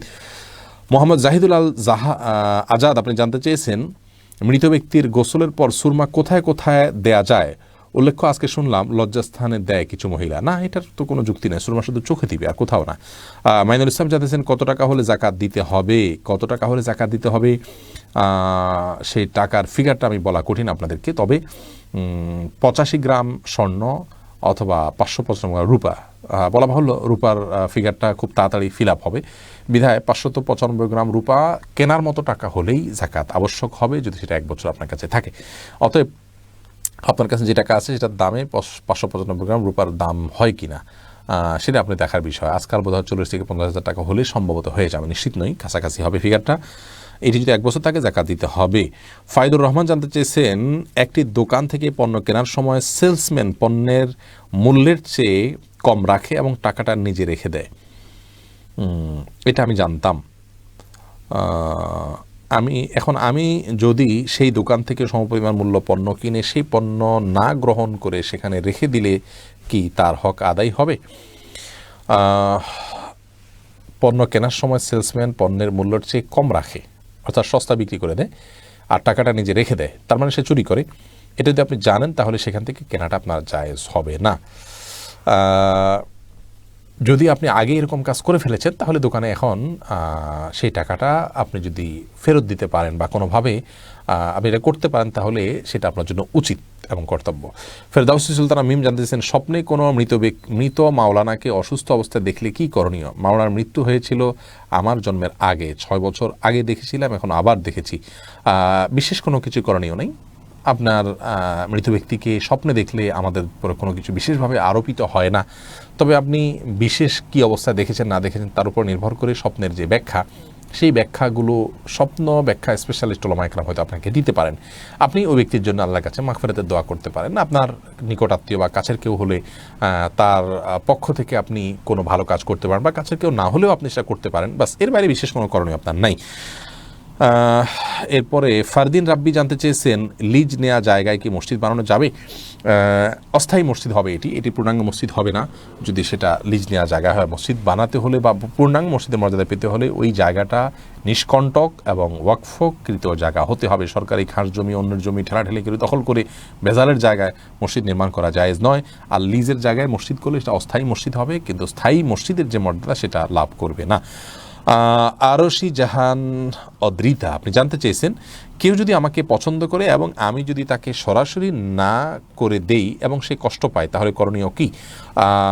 যদি এটি তথাকথিত প্রেম জাতীয় পছন্দ করা করে বিষয় হয় তাহলে তো সরাসরি না করা উচিত। তাতে যদি তিনি মনে কষ্ট পান কিচ্ছু আসে যায় না, আপনি বরং আল্লাহর কাছে সওয়াব পাবেন হারাম থেকে নিজেকে দূরে সরিয়ে রাখার কারণে। বিধায় এই হিম্মত এবং সৎসাহস আমাদের থাকা উচিত। আল্লাহ তাআলা আপনাকে সেই হিম্মত দান করুন। অন্যায়ভাবে তিনি মনে কষ্ট পেলে আপনার কিচ্ছু আসে যায় না। আর যদি এই জাতীয় না হয়, বরং একজন মেয়েকে পছন্দ করেন, বলেছেন আপনি হয়তো তাকে অপছন্দ করেন, তারপরেও তাকে মুখের উপরে ইগনোর করে দেওয়া বা তার সেই ভালোবাসাকে অবমূল্যায়ন করে, এটা ইসলাম শরীয়তের দৃষ্টিকোণে জায়েজ নয়। কেউ যদি আপনাকে বলে আমি আপনাকে ভালোবেসেছি এবং সে ভালোবাসা যদি বৈধ ভালোবাসা হয়, শরীয়তের দৃষ্টিকোণ থেকে হারাম কোনো ভালোবাসা না হয়, তথাকথিত প্রেম, ছেলেমেয়ের প্রেম না হয় বিবাহ বর্বিত, তাহলে সেক্ষেত্রে যিনি আপনাকে ভালোবাসি বলেছেন আপনি তাকে পাল্টা যদি বলেন আল্লাহ আপনাকে ভালোবাসেন যার জন্য আপনি আমাকে ভালোবাসেন, এটা বলা সুন্নাত। আহাব্বাকাল্লাহু লাযী আহবাবতানি ফি, অর্থাৎ কারো ভালোবাসাকে ইগনোর করা উচিত নয় যদি ভালোবাসাটা বৈধ হয়, কারণ এটি মুসলমানের হক, তাকে অসম্মান করা উচিত নয়। হাসিবুল হোসেন জানতে চেয়েছেন, গোসল করার পর পুনরায় উজু করার প্রয়োজনীয়তা আছে কিনা? না, গোসল যদি সুন্নাহসম্মত করে থাকেন আলাদা উজু করার কোনো প্রয়োজন নয়। 2 হাতের কবজি ধুয়ে কুলি করে নাকে পানি দিয়ে মুখ ধুয়ে হাত ধুয়ে মাথা মাসে করে তারপরে গোসল শেষ করে আসলে পা ধুয়ে চলে আসবেন। এভাবে গোসল করলে আপনার আলাদা করে আর গোসল করার কোনো প্রয়োজন নেই। উজুতে আপনার গোসলের শুরুতে ওজুর নিয়ত হয়ে যাচ্ছে। ওমর ফারুক জানতে চেয়েছেন, ইসলামিক লাইব্রেরি করতে জাকাতের টাকা নেওয়া যায় কিনা? অনেক ওলামা ইকরাম এটাকে ইসলামের কাজ, জাকাতের 8টা খাতের ভিতরে একটা খাত হলো ফি সাবিলিল্লাহ, আল্লাহর রাস্তায় জাকাতের টাকা দেওয়া যায়। তার আল্লাহর রাস্তাটাকে, দিন প্রচারের কাজটাকে আল্লাহর রাস্তা বলে ব্যাখ্যা করেছেন, সেই জায়গা থেকে তারা এটাকে জায়েজ বলেন। ব্যক্তিগতভাবে আমি এই মতটিকে খুব বেশি সমর্থন করি না। আমার মতে মনে হয় যে ফি সাবিলিল্লাহর এই খাতটিকে যে সমস্ত ওলামা ইকরাম বলেছেন যে এটি জিহাদের ময়দানের জন্য খাস, আমি সেটাইকে বেশি শক্তিশালী মনে করি, যার কারণে আমি আপনার এটাকে জায়েজ মনে করি না। আব্দুল্লাহ জাবের জানতে চেয়েছেন, জামে মসজিদে আজানের কোনো বাক্য ভুলে বাদ পড়লে আবারও দিতে হবে কি না, আর দ্বিতীয়বার না দিলে নামাজ হবে কিনা? নামাজ হয়ে যাবে, কোনো অসুবিধা নেই। আনাবিয়া বাহার নুসরাত আপনি জানতে চেয়েছেন, নামাজের ভিতর বারবার থুতু ফেললে কি নামাজ ভেঙে যাবে? নামাজের ভিতরে বারবার কেন থুতু ফেলবেন? যদি এটা বারবার করতে থাকেন, এটা আপনি নামাজে আসেন কি নাই এরকম সন্দেহ, একজন বাহিরের দর্শক আপনার দিকে তাকিয়ে এরকম সন্দেহ যদি তার ভিতরে উদ্রেক হওয়ার মতো আপনি এত বেশি বারবার থুতু ফেলেন, তাহলে তো নামাজ হবে না। আর যদি এরকম না হয় তাহলে এটা নামাজের হয়তো আপনি মাঝে মধ্যে ফেললেন, কিন্তু নামাজের যে ভঙ্গিমা আছে সেটার মধ্যেই থেকে ফেললেন, তাহলে আপনার নামাজ হয়ে যাবে, কিন্তু তাতেও নামাজের অঙ্গহানি হবে, মান নষ্ট হবে। মাঝে মধ্যে আপনি বাধ্য হলেন ফেলতে, সেটা যদি আপনি ফেলেন যথাযথ উপায়, যেমন আপনি টিস্যুতে ফেললেন, মুখে পোকা ঢুকে গেছে কথার কথা বা এই জাতীয় কিছু সেটা জায়েজ আছে, কিন্তু প্রায় বা বারবার এরকম করা উচিত নয়, জায়েজ নয়। মোহাইমিন এসকে আপনি জানতে চাইছেন, ব্যাংক থেকে লোন নিয়ে সেই টাকায় কি কোরবানি দেওয়া যাবে? সুদের ভিত্তিতে লোন নিয়ে, সুদ ভিত্তিক লোন নিয়ে সেখানে কোরবানি দিলে সে কোরবানিতে ইবাদত হবে না, বরং গুনাহ হবে। নুরুদ্দিন রাজীব জানতে চেয়েছেন তাহাজ্জুদ নামাজ পড়ে পরে ভিতরের নামাজ আদায় করা যাবে কি না? তাহাজ্জুদের নামাজের পরেই তো ভিতরের নামাজ পড়তে হবে, সেটাই উচিত, উত্তম। জালু আখিরা সালাতিকুম বিল্লাইলি বিতরা, নবী সাল্লাল্লাহু আলাইহি ওয়াসাল্লাম বলেছেন তোমাদের রাতের শেষ নামাজ যেন ভিতর হয়। তাহাজ্জুদ ইত্যাদি পড়ে লাস্টে ভিতর পড়ে রাতের নামাজ শেষ করা উচিত, এটি হলো সুন্নাহ। সুন্নাত। এরপরে জানাতুল ফিরদাউস রুমি জানতেছেন আকিকার গোশত কীভাবে বন্টন করতে হবে? বিশেষ কোনো পদ্ধতি নাই, যেভাবেই করতে বাধ্য হতে হবে। কোরবানির গোশতের মতো নিজে খাবেন, আত্মীয় স্বজনকে দিবেন, গরিব দুঃখীকে দিবেন, তিনটাই করবেন। আর রাবিয়া আক্তার আপনি জানতেছেন আমাদের কবুতরের সাথে অন্য কবুতর এসে যদি থাকে, কেউ খোঁজ না করে, সে ওই কবুতরের হালাল হবে কিনা? যদি এটা বন্য কবুতর বা মালিকটা এরকম বোঝা যায় তাহলে তো এটা সম্পূর্ণ হালাল। যদি মালিক আছে এরকম মনে হয় তাহলে সেক্ষেত্রে আশপাশে মালিক খুঁজে বের করা আপনার চেষ্টা করা উচিত। যদি কোনোভাবে না পাওয়া যায় আপনি সেটা ভোগ করতে পারবেন। আর যদি অন্য কাউকে দান করতে পারেন সেটা আরও বেশি ভালো হয়। এরপরে মাহবুবা কবির হীরা আপনি জানতে চেয়েছেন পাখি বেচা কেনা করা কি জায়েজ আছে? পাখি বেচা করা কেনা করা ইসলামের দৃষ্টিকোণ থেকে না জায়েজ কোনো কাজ নয়। তবে কোন পাখি বিক্রি করছেন, চড়াই পাখি বা রাষ্ট্রীয়ভাবে নিষিদ্ধ পাখি যেটা আমাদের জন্য ক্ষতিকর শিকার করা, এগুলো বিক্রি করা জায়েজ নয়। বাকি বৈধ যদি হয় তাহলে সেগুলো আপনি করতে পারেন, বা আপনি নিজে পেলেছেন বা চাষ করছেন সেগুলো বিক্রি করছেন, কোনো অসুবিধা নেই। তবে যে পাখিগুলো সাধারণত উড়ে চড়ে ফিরে থাকে সেগুলোকে খাঁচায় বন্দি করে কেনাবেচা করা জায়েজ নয়। যেগুলো খাঁচায় প্রতিপালিত হয়, যাত্রাই সেভাবে, সেগুলো আপনি করতে পারেন। যেমন ওই যে ময়না জাতীয় যে পাখিগুলো আছে সেগুলোর কথা বলতে পারি। আফিয়া ইবনাত আনিসা জানতে চাইছেন কোনো ভাড়াটিয়া যদি মুদি দোকানে সিগারেট বিক্রি করে এতে কি বাড়িওয়ালার গুনাহ হবে?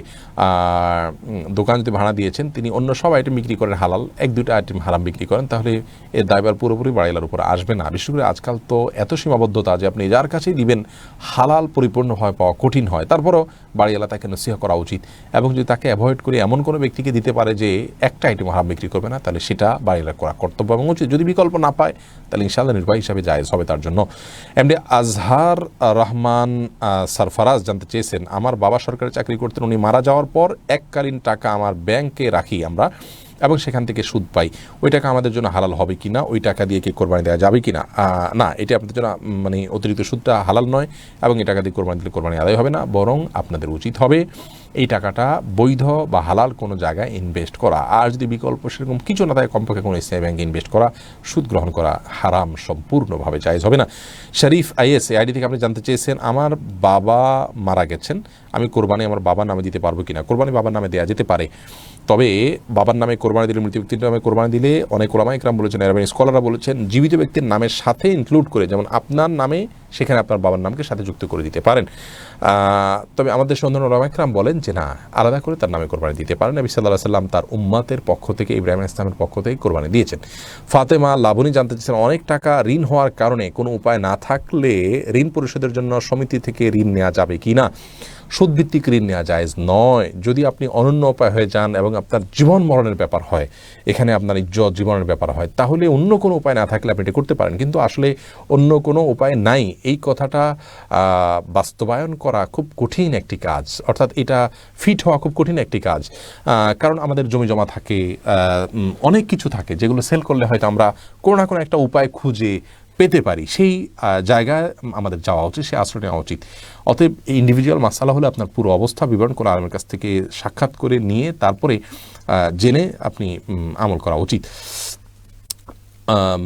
গফুর সঞ্জিদ আপনি জানতে চেয়েছেন মেয়েরা কি ওকালতি করতে পারবে কি না? ওকালতির পেশা যেহেতু নারী পুরুষ সবাই সামনে করতে হয় এবং পর্দা মেনটেন করা সম্ভব নয়, সেই জন্য এটা মেয়েদের জন্য করা জায়েজ নয়। পেশা হিসাবে এটা করলে সেটা জায়েজ হবে না। এর পরের প্রশ্ন হলো আপনার ফখরুল ইসলাম উজ্জ্বল আপনি বলেছেন আগে বলেন ইসলামী ব্যাংকে বৈধ কি না? প্রশ্নটি পুরোপুরি ক্লিয়ার না। নুসরাত সুলতানা রত্না আপনি জানতে চেয়েছেন নামাজের ওয়াক্ত চলে যাচ্ছে, এই মুহূর্তে শুধু ফরজ নামাজ আদায় করলে কি কোনো গুনাহ হবে? নামাজের ওয়াক্ত যদি চলে যাচ্ছে এমন হয়, এই মুহূর্তে আপনি যদি শুধু ফরজ নামাজ আদায় করে নেন, গুনাহ হবে না, বরং এটাই করা উচিত সে সময় যদি হয়ে যায়। মোবারক হোসেন পাভেল আপনি জানতে চেয়েছেন টাকা ধার নিয়ে কোরবানি দিলে সে কোরবানি কবুল হবে কিনা? হবে, কোনো অসুবিধা নেই। ধার যদি পরে পরিশোধ করার মতো ব্যবস্থা আপনার থাকে আপনি করতে পারেন, ধার নিয়ে ইবাদত করা যায়, আর্থিক ইবাদত। মাহতিম সাদিক, আপনি আদি থেকে জানতে চেয়েছেন সরকারিভাবে নিষিদ্ধ কারেন্ট জালের ব্যবসা করা কি হালাল নাকি হারাম। সরকারিভাবে কারেন্ট জাল নিষিদ্ধ যদি হয় সেটা অবশ্যই আমাদের কল্যাণার্থে, মাছের কল্যাণার্থে বা সার্বিকভাবে মৎস্য সম্পদ বা আমাদের সার্বিক কল্যাণের জন্যই নিষিদ্ধ রয়েছে। তো এই জাতীয় নিষিদ্ধগুলো লঙ্ঘন করে ব্যবসা করা জায়েজ নয়, এটা না জায়েজ কাজ, গুনাহের কাজ হবে। এস আলম, আপনি আইডি থেকে জানতে চেয়েছেন গোপন অঙ্গে হাত লাগলে উজু থাকে কি না। আমাদের দেশে ওলামা ইকরামের মতে, বাহানাই মতে ওলামা ইকরামের মতে গোপন অঙ্গে হাত লাগলে উজু ভাঙবে না।